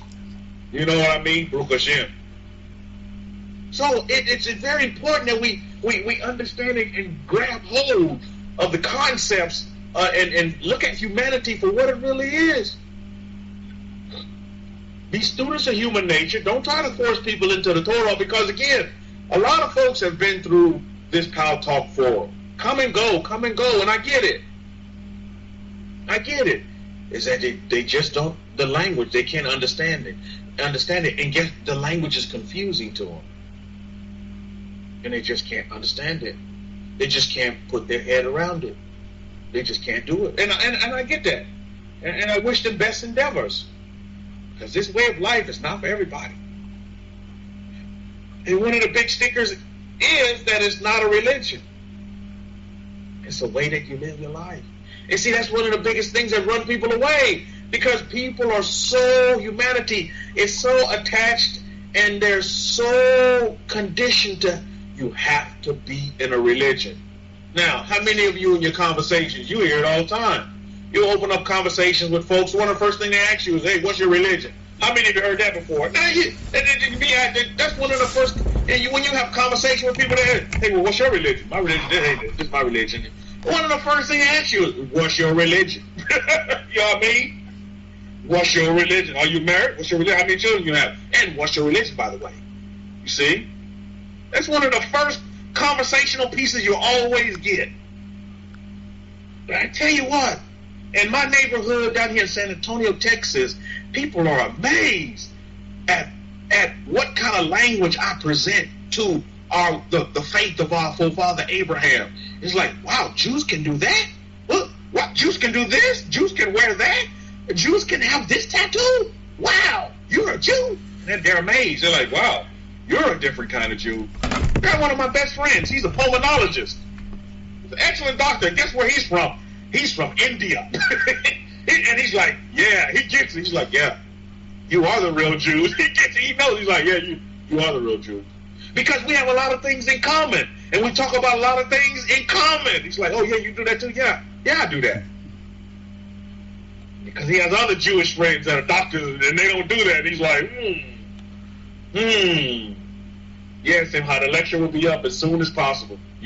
No worries. Our lectures are recorded, and they do go up on YouTube. So for all the YouTubers that's been listening in and subscribing, hey, we thank you, and we truly hope that you're learning something so you can learn the language to benefit your lives and be beneficial to your lives going forward. And continue to meet your marks. So these are the things that we have to look at. Baruch Hashem. There is a lot of corruption around here. Mishpahah, it's important, family, that we see through the corruption. You must be able to see through the corruption. Because if you don't, then the corruption will overwhelm you, and before you know it, you have been corrupted. You know, it's very important that we see through the corruption. That's what we're here for, to shine light on the corruption. How many of you under the umbrella of Hakohim have seen the lights come on in the corruption in your life so you can clean it up? Anybody in this room? So you can clean it up and so that you can deal with it. And so that you can realize, hey, man, life truly is wonderful. I truly can be abundant in however I want to be abundant. Baruch Hashem. Man, they fed me a half of a chicken dinner. But I want the full course plus the 7 entree meal. And you can have it. If that's what you desire. And if that's what you believe. Baruch Hashem. Soundly believe. Because you're right, that's where you gotta believe it like you already have it. And you do have it. And not just some wish. Because we don't wish here. This is not Make-A-Wish Foundation. This is our Have It Now Foundation. And you just wait for it to come in. Baruch Hashem. So we see Noah was given instruction.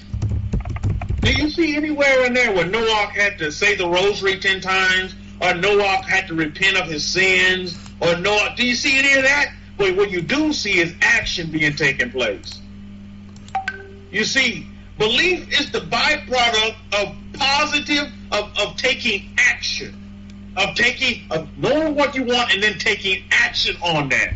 So if you want to have perfect health, already act like you have perfect health now. You got to act like it. It's got to be, if you want to be married now, you got to act like you are married and put a ring on it. Put a ring on your finger. So what do your friends laugh at you? Man, why you got that ring on? You know you're not married. I am married. I'm married to a beautiful woman, and vice versa. I am married, and I'm married to that awesome man that loves me and cares for me. You see what I mean? You already have to act out what you want, and then the action will come to you. But you can't be like hoping, oh, well, I hope I get it, and then when I get it, then I'm going to act like I got it. Then you're never going to get it. I think there's a song, somebody's, never going to get it, never going to get it. Never going to get it, never going to get it. That's actually a song. Right? Isn't that a song, Oliver? I think one of them girls, some girl group sings this, never gonna get it, never gonna get it. Well, guess what? You're never gonna get it. Right, Daniel? You're never gonna get it. Because you don't believe you already have it now. Man, that's coming from a total different perspective. You see, when you believe you already have it now, you don't have any bills. You don't have any debt now. Do you get it? There you go. It was involved. There you go, Oliver. You remember that group? I love that little group. But if you don't believe that you already have it now, then you won't. Well, I hope I get it. I wish I had it. Well, guess what? Keep wishing. That's what we have to look at. Noah didn't have to go through any of those 5 steps. Noah didn't have to phone in and say, yes, I repented and I have received Jesus. Matter of fact, where's Jesus at when Noah needed rescue, by the way? Can anybody tell me? Where is Jesus when Noah needed rescue right now? Where was Jesus? Anybody tell me? Was Jesus there? Hello, ring ring. Did Noah phone in to Jesus? I know you're not supposed to come for a couple of thousand of years, but can a brother get a phone a friend in, and can you take care of me because I'm righteous and all that? It wasn't like that. Goodness. So here we go. Look at let's continue on to Genesis. We're gonna go down to Genesis chapter 6, verse 17. And behold, I myself will bring a flood of Mayim on the earth and destroy from under Shemayim all flesh, in which there is breath of life. Everything that is on the earth shall die. Look at verse 18. But I will establish my covenant with you. And you shall go into the ark, you and your sons and your wife and your sons' wives with you. You men in the room, hold your head up high. Because you hold the keys to your whole family. That's why women, it's so important that you get the proper covering for yourself. Because they hold the keys to the whole family. The rescue lies with the man. Make sure you get a good one, so you'll have that covering. Make sure you get a righteous man like Noah was. That walk with Elohim like Noah did. And like Noah does. Baruch Hashem. That's why it's so very important. Because not only was Noah rescued, but who else was rescued? Noah had rescue, Noah's sons had rescue, and their wives had rescue as well. Baruch Hashem. A righteous man is key. Well, what is a righteous man? Well, it depends on what language you interpret, right? The Christians will tell you what a righteous man is. The Catholics have a version of a righteous man. Judaism has a version of a righteous man. And guess what? A lot of Judaism version of a righteous man is a man that neglects a woman and actually beats on her, and actually puts her down and beats her down psychologically and physically as well. If you didn't know that, especially here in North America, I don't know if it's occurring too much in France, Oliver. I don't know about Lion Princess and Lion King if it's going on in the UK, but I can tell you in America it's happening. Wives of these Jewish men are being abused, mistreated. A lot of injustices taking place. Just want to let you know. For those of you who are lovers of Judaism, you better run away from that religion. You better run away. There's a lot of injustice occurring. These men are way far from righteous. I tell you the story, and it's a true story. Kohen brought to the Kefa Benyabai while I was out there courting. He brought one of the most beautiful women I ever wanted to meet. Very humble woman, very meek woman from Canada. Very humble and meek woman that I was willing to take on as a wife. But again, she had this mentality of she loved Judaism. And all this mumbo jumbo about what the rabbi said, what rab this rab, that rab, another rab. Do you know what? As Kohen was going on through his lecture, I'm over here looking at my Talmud collection, and I'm like, my goodness, the Talmud is just one big hodgepodge of religious confusion. Isn't it, Kohen? Just, it confused rabbis just talking and giving their opinions. A whole bunch of confusion. See, that's them not knowing the language. Thus they write all these books because they confused. Everybody's giving their opinion on their confusion. Well, this, that, the other, and the third. And see, that's what you get. That's what religion will give you. You can write loads of books and diaries on confusions and journals on confusion. You just confuse. Well, I have this opinion on this, that, the other. But when you start doing those sounds and you really go back to the origins of our language, as the Hebrews, descendants of the Hebrews who became the Israelites, as followers of Abraham and Noah, you'll begin to understand who we really are. Daniel says there's a movie called Orthodox on Netflix that shows the dark side in the life of Judaism in Orthodox Ashkenazi. Yeah, my wife watched that on Netflix. You were like, honey, why you don't do any of these things to me? I said, because I'm not that. These people are fake. They're phony. They're not the real deal. They don't know the language, you see. They don't know the language. And I tell you, I go about this beautiful girl, good heart. She had a good spirit, good ruach about her. But again, she had been fed the wrong language. She was embracing Judaism, and that's not the path that I was on. So she decided to continue to embrace her Judaism up there in Canada. And, I wish best endeavors. My desire is that she, is happy and she's in good relations, because I sure am. You see, my route has truly brought me what I desired for myself, with Hashem. Morel, Shabbat Shalom to you. So this is what we must consider going forward.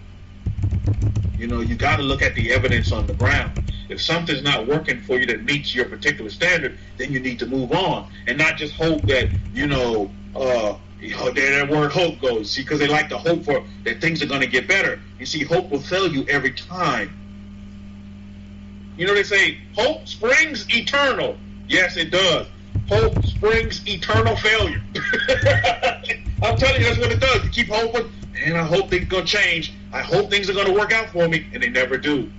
Why? It's because you don't take dominion. You don't dominate, because you've been given dominion to understand that inside you, your inner self, it's subconscious, you already have the tools. You have God within you to where you can dominate, and you don't have to hope anymore. You begin to manifest exactly what you desire for yourself. I look at my 1-year-old son walking around, and I'm telling you, he's a manifestation of what I've manifested. After I heard the words of our Kohen said, Kefa, you need to have a son. He said it in my living room. Kefa, you need to look to the east. Kefa, you're going to have a son. And you know what? Before that son, I knew that son was coming, but before he came, I began to make him little zits. I began to make him a katan. I made him a katan. I said, I'm going to have a son. And my wife was like, big as I'll get, I would knock Shauna in the stomach. And she's like, well, what are you doing over here? I said, I'm making my son katan. Well, what if we have a daughter? I said, we're not having a daughter. We're having a son. So I made him, I got the little baby, what they call wife beater t-shirts. No offense to the wives, we don't beat the wife, but they call them little wife beater. And I made a katan. And on his first birthday, he wore it. He put it on, and I got pictures of him in his katan that I had made for him before he was even born. Because I knew I was having a son. So I understand when Kohen talks about that belief. How many of you get it? Put up a capital B if you get it. When he starts talking about belief and what belief really is, the true language of belief, that's when you know that you know. Nobody can tell you, well, but you may be having, no, I'm not having a daughter. I'm not having a daughter. I'm having a son. So I'm going to make this for my son. My son is going to wear this katan. This is his first katan, Baruch Hashem. Baruch Hashem. You got to know that you know. It's not based on, well, hope. Belief is not hope. Belief is not wish. Belief is. And Nakshan is now, Baruch Hashem, in all his glory. Baruch Hashem. And that's real. You see, that's when the language becomes real. I understand I have a covenant with powers, with the powers of Israel. I understand that. I'm a beneficiary of the covenants. Baruch Hashem. I have to walk around here. I'm a multiplier. I'm not a divider. I always tell myself that. Multiplier. I'm a multiplier. I am a multiplier. It's what I am. You can't tell me, well, I hope I'm no. No, that's the wrong language. I don't speak your language. And I know a lot of you notice this. People around you, you don't speak their same language. But that's okay. They may find you strange, but you still get on with them. You can still believe in them. Sema says, believe what you know and know what you believe. See, I can believe, and I don't even have to see. I just believe it. I know that's coming. I don't have to see it first, then I'm going to believe in it. The man, Yeshua, Ben Yosef, taught a lot about this. Well, why are you going to believe, increased, benefited, blessed are those who believe without seeing. Wow, that's you and I. Don't have to see it to believe it. Well, like our Kohen said, how many of you saw Jesus? How many of you saw him walk the face of the earth? None of you saw it. None of you did. But you understand it, and you believe that his teachings that taught us about Moses and the laws of Moses and how to live your life, and he was just bringing people back to the very language, because even Yeshua ben Yosef understood that the true essence of the laws of Moses, people had forgot the language even back then. While he walked the face of the earth, they totally forgot about the language.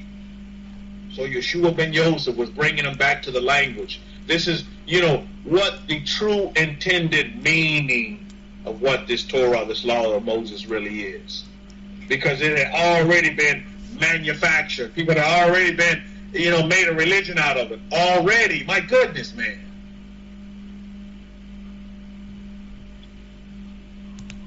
My goodness, man. So we see the flood coming in Genesis chapter 6, verse 17. Powers. In verse 18 says, I will establish my covenant with you, and you shall go into the ark, you and your sons, and your wife, and your sons' wives with you. In verse 19, for every living thing of all flesh you shall bring two of every sort into the ark to keep them alive, and they shall be male and female with Bashem. Now, let's look at Noah's ark. What did Noah's ark symbolize? Noah's ark symbolized what? Life. Right? So when I ask you what's in your ark, let me tell you what was in Noah's ark. Life. Life. Abundance. The true essence of life. Because what did Noah put in his ark? Life.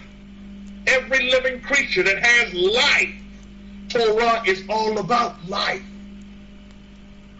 So my desire is that all of you have a boat. What do you want in your boat right now? What do you want in your ark? Huh? Some of you want millions. Some of you want billions. Some of you want wives. Some of you want children. Some of you want health. What's in your boat? What's in your boat? Because there until lies your rescue. That's your rescue, as a lot of you stated earlier. You see? So let's bump it on down to chapter 8. Let's start chapter 8, Genesis chapter 8, verse 20. Then Noah built an altar to Yahweh. So now the flood did come, just as was told. Noah was rescued, and his sons, you see, and his sons' wives. And Noah built an altar to Yahweh, and took every clean animal and of every clean bird and burnt offerings on the altar. Look at verse 21. And then Yahweh smelled a soothing aroma. Then Yahweh said in his heart, I will never again curse the earth for man's sake. Although the imagination of man's heart is evil from his youth, nor will I again destroy every living thing that I have done. Well, that's the perception of man and human nature, and you see that today. Man's imagination is evil from his youth. You see, we have to reverse that. Why? It's because from his youth, he had been conditioned and taught what? The wrong language. How many of you in this room are people of color? Anybody in this room are people of color? Put up a capital C if you're a person of color. I just want you to put up a capital C. Now, how many of you that put up a capital C, you're a person of color? How many of you that are a person of color, from your youth, you've been taught to not like white people? Has anybody in this room, just put up a capital W, in some way, shape, form, or fashion, may not have been blatant, but maybe you watch a lot of shows. Anybody in this room have been taught not to like white people? It's just something, I just want to do a little case study real quick. Anybody in this room, put up a capital W, you've been taught in some kind of way, shape, form, or fashion, you've been taught not to like white people. Anybody? Anybody? Anybody in this room? Okay, that's interesting. Okay, got it, H. Okay, I got it. Not to like brown people.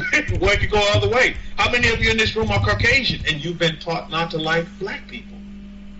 You see, because these things are embedded in us, especially here in North America, and especially if you come from the South. They've been embedded in us to do this from when? From our youth. And we've been taught these things. Grandmama give you stories. Grandpa give you stories. Your mother, your father give you stories. Maybe you had some kind of event that happened in your life to where you say, man, these people can't be trusted, blah, blah, blah, blah, blah, blah, blah, blah, blah. You see, these imaginations in man's heart are evil from his youth, you see. So that's what we have to look at and examine and say, well, we can't live this way. We all human beings. We all bleed red. It's not about color. It's about the character of an individual. It's about the character of an individual that makes him or breaks him. It's about the energy that the individual has. Do you want that energy around you, or do you want to be far away from it? Baruch Hashem. Or do you want to be far away from it? That's the question that you have to ask yourself. And here's Genesis verse 8, verse 22. While the earth remains, seed time and harvest, and the cold and the heat, and the winter and the summer, and the day and night shall not cease. Baruch Hashem. We're all witnesses of that. Even here in hot San Antonio, Texas, it's quite seasonably cold outside, for instance. Took Nakshan out the backyard. It's in the back garden back there. It's actually cold. Got a little sniffle going on over here. I'm like, wow, this is a change in the seasons, because that's part of the promise. That's part of the covenant. So we're gonna see that. So all these people with their global warming mumbo jumbo, my book don't tell me that. My book tells me that there's gonna remain seed times and harvest, cold and heat, winter and summer, day and night. Baruch Hashem. How many of you went to sleep at night and you woke up at night and it was still night? And you woke up during the end of the day and it was still night? That's not going to happen, because that's part of the promise. Sun goes up, sun goes down. Now, last time I checked, has there been any irregular event about that? I'm saying to you not. Sun goes up, sun goes down. Sun rises in the east and sets in the west. Baruch Hashem. It's clockwork. That's language, Mishpachah. That's the true embodiment of language. Of our language. It's consistent. It withstands time and man's touching and dealing with it as well. You see, Baruch Hashem. We give thanks always. So we continue on. Let's look at Genesis chapter 9. Let's start with verse 1. So Elohim blessed Noah and the sons, and said to them, be fruitful and multiply, and replenish the earth. Boom. Be fruitful and multiply. Did it say be fruitful and divide? Again, what does our Torah tell us? You see, what's the language of our Torah? The language of our Torah is not to divide. You know, we're in high political election season over here in North America. And I'm going to submit to you, I'm neutral. I've always been neutral. I'm a neutral dude. I don't go either way, man. I look at the character of the individual. And that's what I look at. Don't put a tag on me. I'm tagless. Can't tag me.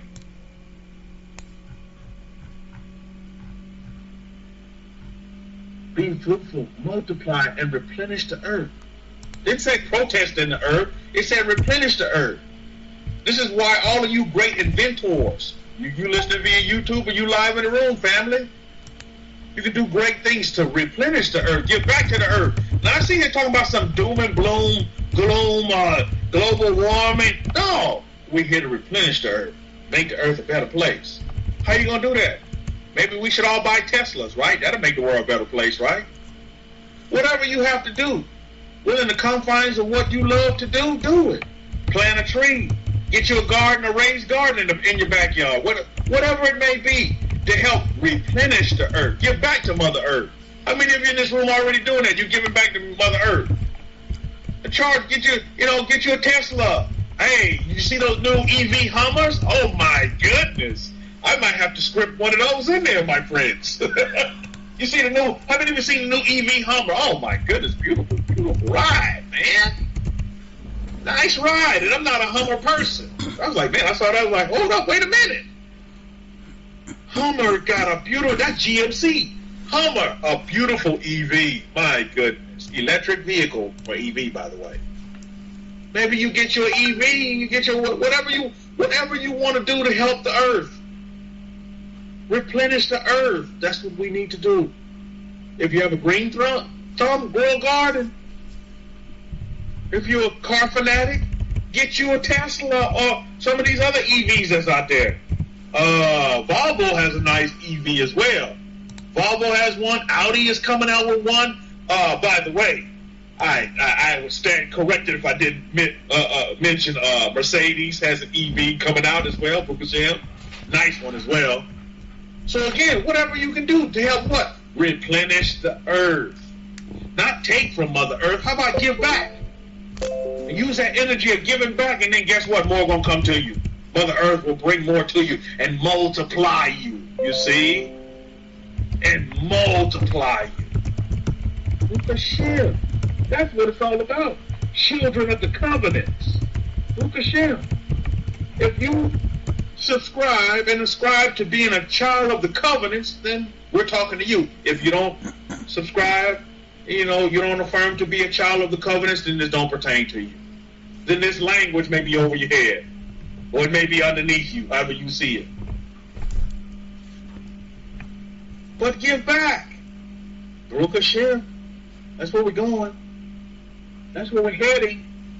Hint, hint with this election. You got to think about, let's just throw this out there. Which president is talking more about replenishing the earth and really giving back and really taking care of Mother Earth? I mean, think about that for a minute. Yeah, I mean, what's being done? Let's just put it out there. Like, you got to just lay it out there and then make your decision. You see? Genesis 9:2. And the fear of you and the dread of you shall be upon every beast of the earth, and upon the beast of the air, and upon all that moves on the earth, and all the fish of the sea. They are given into your hand. You've been given dominion, man. You have been given dominion. Everything has been given into your hand. My wife will see a little snake in the garden. Oh, she gets so afraid. No, honey. We've been given dominion over that snake.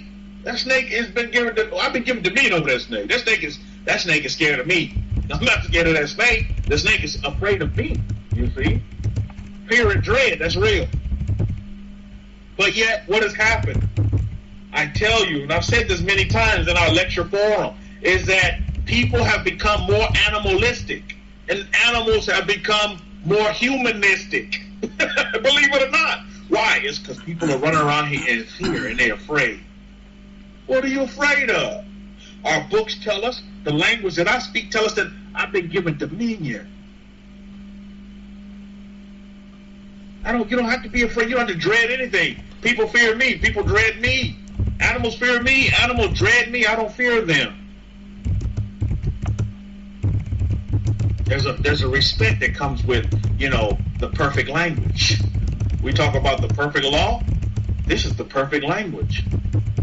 You see, the perfect law has a language to it. How many of you know in the legal form they have a particular language? I know Akoi knows this. The legal, they have a language that they use. And it doesn't make any sense to the average day Joe Blow, but in the legal forum, just like in the medical field, they have their own language. He had a myocardial infarct and he is tachycardic and blah, blah, blah. That's a total different language. And I'm just saying, look, the dude had a heart attack, right? So it's a different language. And the same way with the perfect law. The perfect law has a perfect language. And guess what our Kohen is teaching us? The perfect language. You're learning the perfect language for your. And what's the perfect language? The perfect language is sounds. That is the perfect language. What does a perfect language sound like? Oh, wow. The perfect language is sounds. And our Kohen has been teaching us those sounds. And it's almost like baby talk, isn't it? Because Nakshan, my 1-year-old, has been making those sounds. Ma, everything is He points at everything. Teaching him Yah, though, now. We're learning Yah. When I give him a bath, we sit in the tub, and that's why I say we go through them. We go, ma, Yah. And he's saying I'm in the tub. You see, because you seem to sing better when you're in the tub. How many of you are shower singers? You get a shower, all of a sudden you become Whitney Houston, you become Beyonce. Yeah, you become what's a good whoever it is. But you get in the shower and you can just sing. You can just blow a tune, baby. Put you in the shower. So that's what we do in the shower. We go through our sounds. He's getting them, but I tell you, he's teaching me. He said, I said, okay, good. Over share. Ma. He says, I'm done. Ma. He says,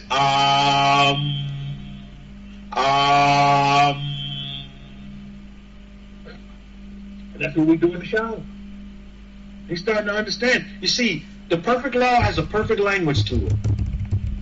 Cohen is teaching us that language, and it's beautiful. Because the language is not only sounds, but it's sounds that produce whatever you desire for yourself. Whatever you want to manifest for yourself, to bring it in and speak the right language. You got to speak the right language to it, you see?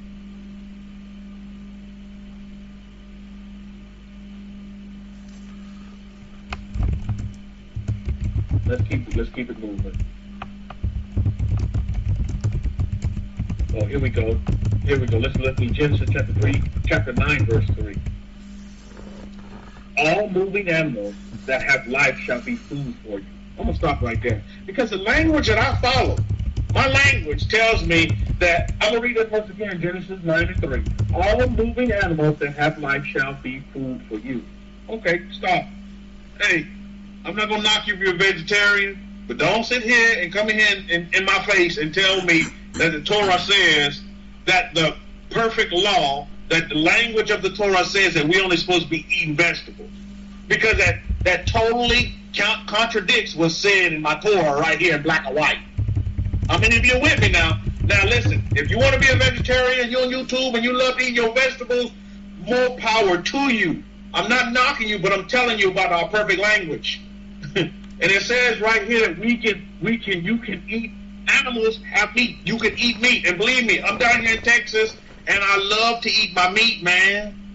Don't tell me about my cow. Don't tell me about my sheep down here, my lamb chops. Don't tell me I'm going to eat my meat. And don't tell me, well, you're going against the Torah because we don't speak the same language. And the language that you know of the Torah is confusing to me, because that is truly not the origins of the language of the Torah that I know about.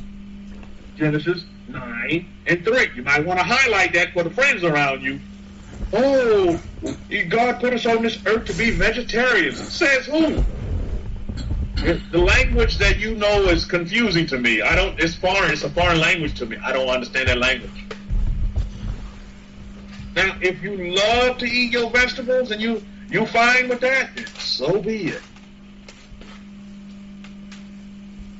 But the language of the Torah says you can eat meat and you can be happy eating your meat too. Genesis 9 and 3. I have given you all things, even as the green herbs. Now, I don't know. Meat is talked about first, then comes the green herbs. How all of a sudden it's been reversed, and actually food, the meat has been taken out in these so-called Torah camps that say, oh, we only supposed to be eat vegetarian. No, sir. Contraire, my friend. Genesis 9 and 4. But you shall not eat the flesh with its life. That is the blood. Or even more, even Torah begins to expound on it more. Look, take the blood out of it and you're cool. The blood is the life. Wow, that's beautiful, isn't it? See, so we look at Noah's boat, and it was all about life. Noah's boat was about life. All about it. The rescue of life. The rescue of life. Now I want you to look at your life. What's on your boat? I don't know. Whatever you want to put on it. Your boat of rescue? Noah had his boat. What's on your boat? Whatever rescue you need. Maybe you need, rescue in life. So let it be, and so shall it be. Now we're going to delve into this confusion side of get ready to close here, and we're going to go to Genesis chapter 11. We're going to start at verse 1. Confusion is in the language. I want you all to remember that statement, these 6 days of labor. And you'll see exactly what I mean by, world over. There's a lot of confusion because of the language, because of how it's spoken, the tone that is spoken in, the misinterpretation of how it's spoken. You see, many things, wars are started based upon, the confusion of language. The Torah is a special language that few understand. The Torah is a special language that few will understand. I didn't understand the Torah till I embraced the Kohen in the gate. I didn't understand the Torah. When you read the Torah on the surface, you can't fully understand it. The Torah is coded, and it's coded for the DNA of those that have the DNA of the Torah. And then you'll find those that will embrace the Torah because they gravitate towards it because, they find that gives them a better life. Remember, Noah's boat was all about his boat of rescue. And the boat of rescue was all about life. He was preserving life on that boat, wasn't he? You look at that ark and it was just one big life preserver. Correct me if I'm wrong. You throw a life preserver out in the sea, what it's going to do? It's going to float. It's going to bob and weave with the waves, isn't it? But it's going to stay afloat, correct? Noah's boat was just one big life preserver. Baruch Hashem. How beautiful is that? And what does that tell us? What do we learn from that? Is that we are to be preservers of life amongst all things. A friend of mine phoned me and he needed help on the Shabbat. He needed big time help. And he was surprised that I came and helped because he's like, oh, you a Jew, you can't help. I said, look, if there's a donkey in the ditch, you're not going to get the donkey out the ditch? He was like, wow, that's true. He's like, man, I like the way you Jews live. He's like, but I see other Jews, they don't come out the house and blah, blah. I said, that's that. They don't understand the language. I'm not that Jew. I'm the real Jew. And he appreciated me helping him out. He's like, this is your Sabbath. You're not supposed to. I said, look, don't you need help? Did I not preserve your life today? Oh, yeah, yes, you did. Well, Baruch Hashem. Then I've done more on this Shabbat. And I've given glory to the powers of Israel more on this Shabbat by preserving your life and that of your family. Isn't that beautiful, Mishpah? When people will see the Torah, they don't have to hear Torah. When they see the Torah in full effect, when they see it played out before them, the way it should be. But not many people know the language. You and I are so fortunate, aren't we, to really know the very origin of the language of the Torah. Isn't that beautiful? It's amazing to me. And I give thanks because, this is what I always ask for from powers, from God. I say, with God, I just want to do what's right. I know there's more to it. I know life is not just what I've been going through. It's got to be more. Sure enough, there's a lot more. But who opened those books to me? Who opened that understanding to me but the Kohen in the gate? Our Kohen has changed my whole life. He actually has given me life, as I have Nakshan running around here too. I have him to thank for it. Because there would be no Nakshan running around here without our Kohen. And that's real. So Torah is a special language that few will understand. And all of you need to comprehend that. You need to understand that. This is why you just don't go up to people blurting out the Torah, blah, blah, blah, because they just don't, it's a different language. And you confuse them. How many of you are guilty of confusion?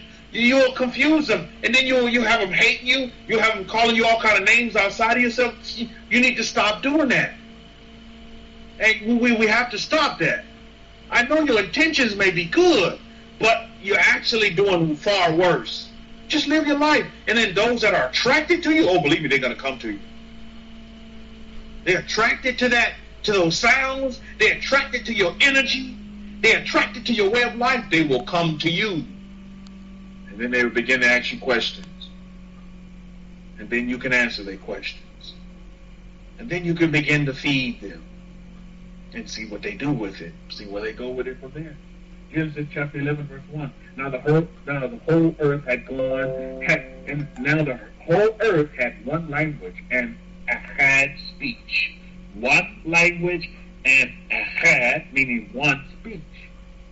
And it came to pass that they set out to the eastern direction, and they found in the valley between the mountains in the land of Sinai, Eritrea, Djibouti and Somalia, and they made a dwelling there. Look at verse 3. And then they said one to another, come, let us make bricks and bake them thoroughly. They had bricks of stone, and they had asphalt of mortar. Man, my goodness, these guys were technologically sound.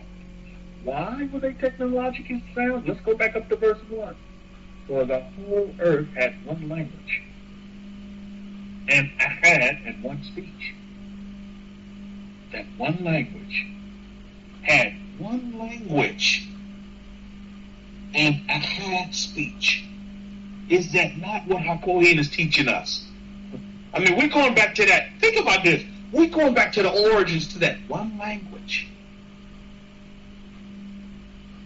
I mean, these guys, even back then, pitch, making stones of brick. My goodness. How many of you know today a brick house is all that in a bag of chips? Especially, down here in the South. You get you a good brick house, man, that thing ain't going nowhere. And we're talking about way back when. Look at verse 4. And they said, come, let us build for ourselves a city and a tower, whose top is in the Shemaim, and let us make a name for ourselves, lest we be scattered abroad over the face of the whole earth. Let's keep reading. Look at verse 5. And Yahweh came down to see the city and the tower, which the sons of men had built. Now, I want you to pay close attention to what power says about that here. This is awesome. Look at verse 6. And Yahweh said, indeed, the people are Ahad, are one, and they all have Ahad language. And this is what they begin to do. Now, nothing that they propose to do will be withheld from them. I find these words quite interesting, Mishpah. What happens when you begin to get that one speech? What happens when you begin to get that one language? What is the one language? What is the one speech? It's the original language. It's the original speech, Mishpah, that we're getting from our Kohen now. That's the one language. Now, there's many different languages today in 2020 that you can go and learn and listen to, but there's only one language and one speech. And when you get that one language and that one speech,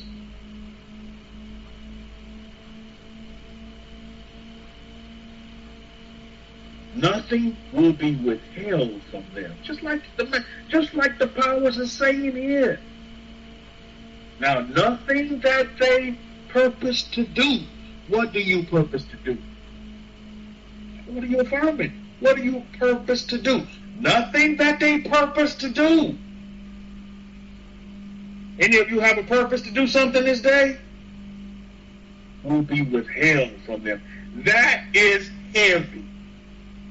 But you know what it all hinges on? The heaviness hinges on that one language, that one speech. Oh, my desire is that you all are getting this. This is heavy. And this is from powers. He said, look, when you have that one language and that one speech, nothing that you purpose to do will be withheld from you. Anything that you desire, you can have it. You're unstoppable. Nothing can stop you. Do you see where that's going? You can't be stopped. There's no such thing as that, because anything that I purpose to do won't be withheld from me. So what are you purposing? Don't purpose the debt, like Akoim was talking about. Purpose the flow, the multiplicity of the money coming in. That's what your purpose means. You see, Akoim is teaching us to change our purpose. And when you look at confused languages, you look at the root of it. The purpose is all you're skewed from just the purpose in itself. Well, what do you propose to do in this religion? We propose to behead people? Oh, Yah forbid. What do you propose to do? Well, we just propose to get the word out to as many people that Jesus is Lord. That's what we propose. But what is that going to do at the end of the day? You see? Nowhere in the one language was that ever mentioned.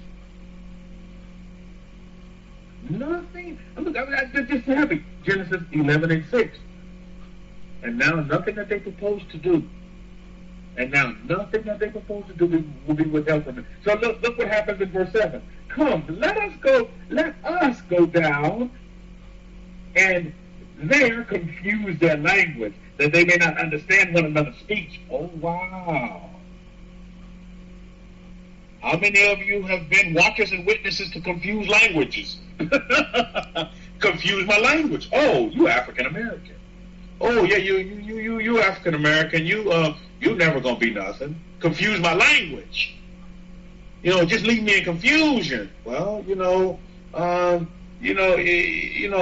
mother was nothing, your father was nothing, so you'll never be nothing either. You've always lived in Louisiana, so your cousins, your uncles are always in Louisiana, so you too will only stay in Louisiana and do the same thing. The confusion is another word for conditioning as well. They condition you to do whatever they desire, whatever they want to tell you you're going to do. That's what you're going to do. That's what you're going to be. That's what you're going to make. That's where you're going to live. You see, it's a rabbit hole once you go down it. So you confuse them, then they may not understand one another's speech. Oh, what did they do? What did they do with our history? They made it a Bible, right? They took all our scrolls and they made it into a Bible, right? And then they began to change things in there. They began to take out genealogies in there. They began to do all sorts of things. They began to raise up people that didn't need to be raised up, and it became very, very fictitious. They took the family and made them into a fiction. And then they just began to pick and choose what they desire that they're going to use, and thus confuse the speech. And look at verse 8.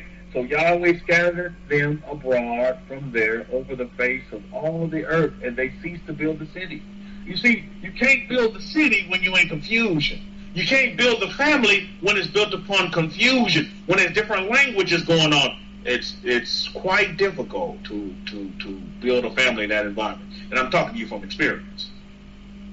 You need to be one. You need to be ahad, one language, one speech.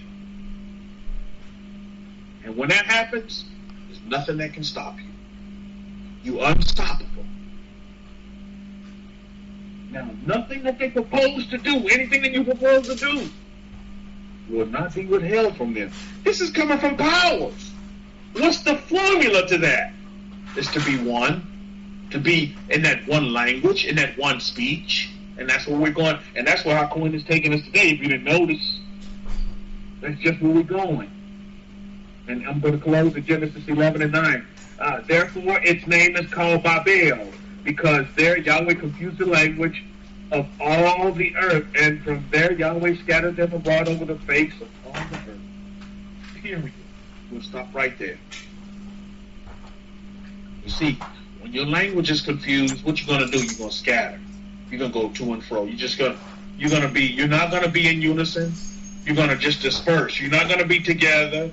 You're going to just disperse because you don't speak the same language. And that's okay. I see that in the example of this room right here. And those of you listening via YouTube, you may have seen it in some other way, shape, form, or fashion. People come and people go here because the language is confusing to them. And so when the language is confused, they go out and they scatter. They just go out and just go everywhere. Boom. Until they find a language that's suitable for them. The Torah is meant to be for everybody, but again, you got to choose to embrace the Torah. The Torah, it doesn't change. The evolution of people change. This is why some people are ready to embrace the Torah at different levels. Some folks always like to ask, Rabbi Kefa, how come I couldn't get the Torah when I was in my 20s? Because you wasn't ready to embrace it. You wasn't ready for it then. You weren't at that evolution yet. You were still out there testing. There's nothing wrong with testing. I've tested Catholicism. I've tested Christianity. I've tested the Baptist system. All these systems, non-denominational system. These were all tests. And I realized that I didn't fit in any of those areas. So again, then I began to scatter myself all over the place. You know what I mean? I become scattered. And you note that the powers uses the word scattered. He scattered them abroad. And then what did he do with Israel? The same thing. He scattered us abroad for our disobedience. And that scattering I see as a positive, not as a negative. We scattered lights in all these nations to do great and marvelous things, to replenish this earth, however we want to do that, through invention, creation, business, innovation, how you want to do it. I'm a big fan of Las Vegas.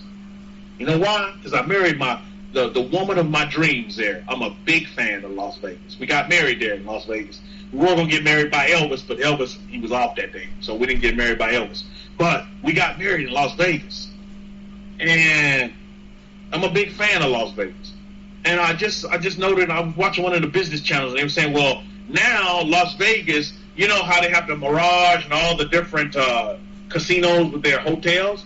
Now they have an underground, they're just getting the last bits done on it now, to where they're going to begin to construct an underground connection, underground tunnels that's going to connect you from one establishment, one hotel casino established to another. From the Mirage, you can go to the, Venetian or whatever. So you'll be able to do all these connections from underground.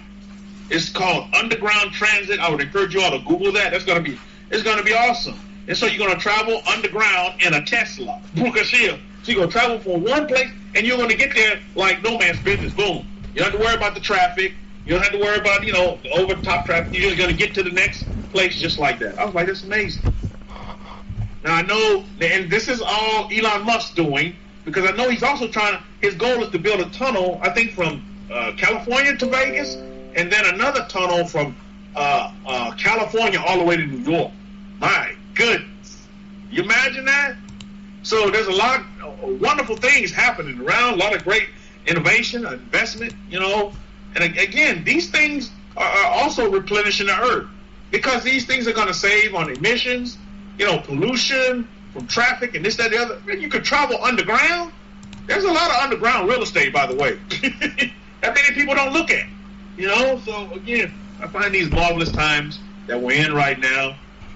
But more importantly for us is continuing to understand and embrace the one language, so that we can continue to come out of this confusion and continue to grow and learn in the one language and the one speech that's going to give you, whatever you purpose for yourself, whatever you purpose to do. What do you purpose to do? Begin to affirm it and understand that nothing will be withheld from you, whatever you purpose to do in this one language. So on that note, I'm going to wrap it up for the Shabbat. And I love you and leave you in the mighty hands of the powers of Israel, and under the tutelage and the guidance of our Kohen, Rabbi Simon Altaf. And I'll say Shabbat Shalom and Shalom Shalom to all of you. Rabbi Kefa is going to change some diapers now. Baruch Hashem. Toda for that, Rabbi Kefa. Okay, Simha was saying that she missed the part of the talk, lecture.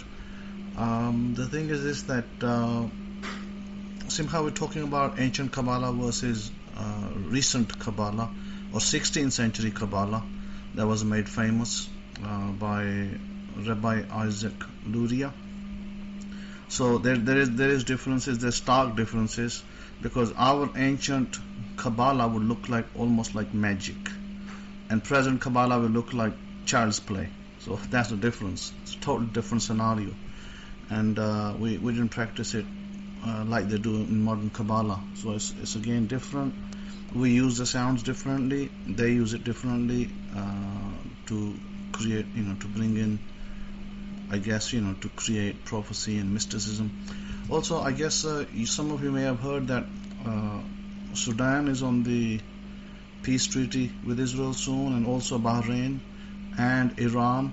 I think they are queuing up to make a peace deal with Israel, from what I hear, which brings us more into alignment with if you believe the anti-Messiah theory, anti-Christ, anti-Messiah, that in order for that to happen, there has to be alignment. That can't happen in a vacuum. So you already see that Muslim countries are queuing up to make peace deals, and so we kind of move on. So therefore, what's happening in the Middle East is right now is probably unheard of, and people who are looking for their Antichrist in Europe, European nations in I guess in Rome, they're probably chewing their fingernails off now, because they're all wrong. They're totally wrong, and their teachings were wrong. Nothing like that ever, nothing transpired in the end. And now you see all the movement in the East, in the Middle East, a lot of movement. between Israel and the Islamic nation. So again, it's a kind of a, I'd say it's a positive sign, and it's a good sign. It's not a bad sign. Having said that, other than that, other than the questions that we've already answered, continue to do your write your desire out clearly, and then make sure that you have your imagination script. Make sure that you have that accurate, because that's what's going to bring it to pass in your life. Okay, so the more accurate you make it, don't look at it as just a one-off imaginative scene, like one time. You got to repeat that 6-7 times, maybe a little bit more. You got to make sure that you're happy with it at the time you do it, and then you have to repeat it for a number of days. I would encourage at least anywhere between 3 to 7 days. Once you've done it 3 to 7 days, that's when you detach.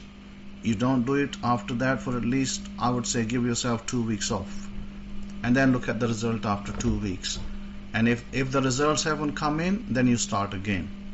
So whereas the sound meditation is concerned, you can do that every day. Midbrain meditation, you can do it every day. Sound meditation, do it every day. They're short segments. They're not long periods of meditation. 3 or 4 minutes at a time. It's great. So with that, I'm going to say have a pleasant afternoon and evening over there. Pleasant evening over here. The colors of the chakras, Yaqub, okay, right, they come in different colors. We'll look at the chakras next week. We'll go through them one by one next week. Remind me next week, and we'll run through them. Okay, have a great Shabbat and weekend ahead. Shabbat shalom, shalom, shalom to you.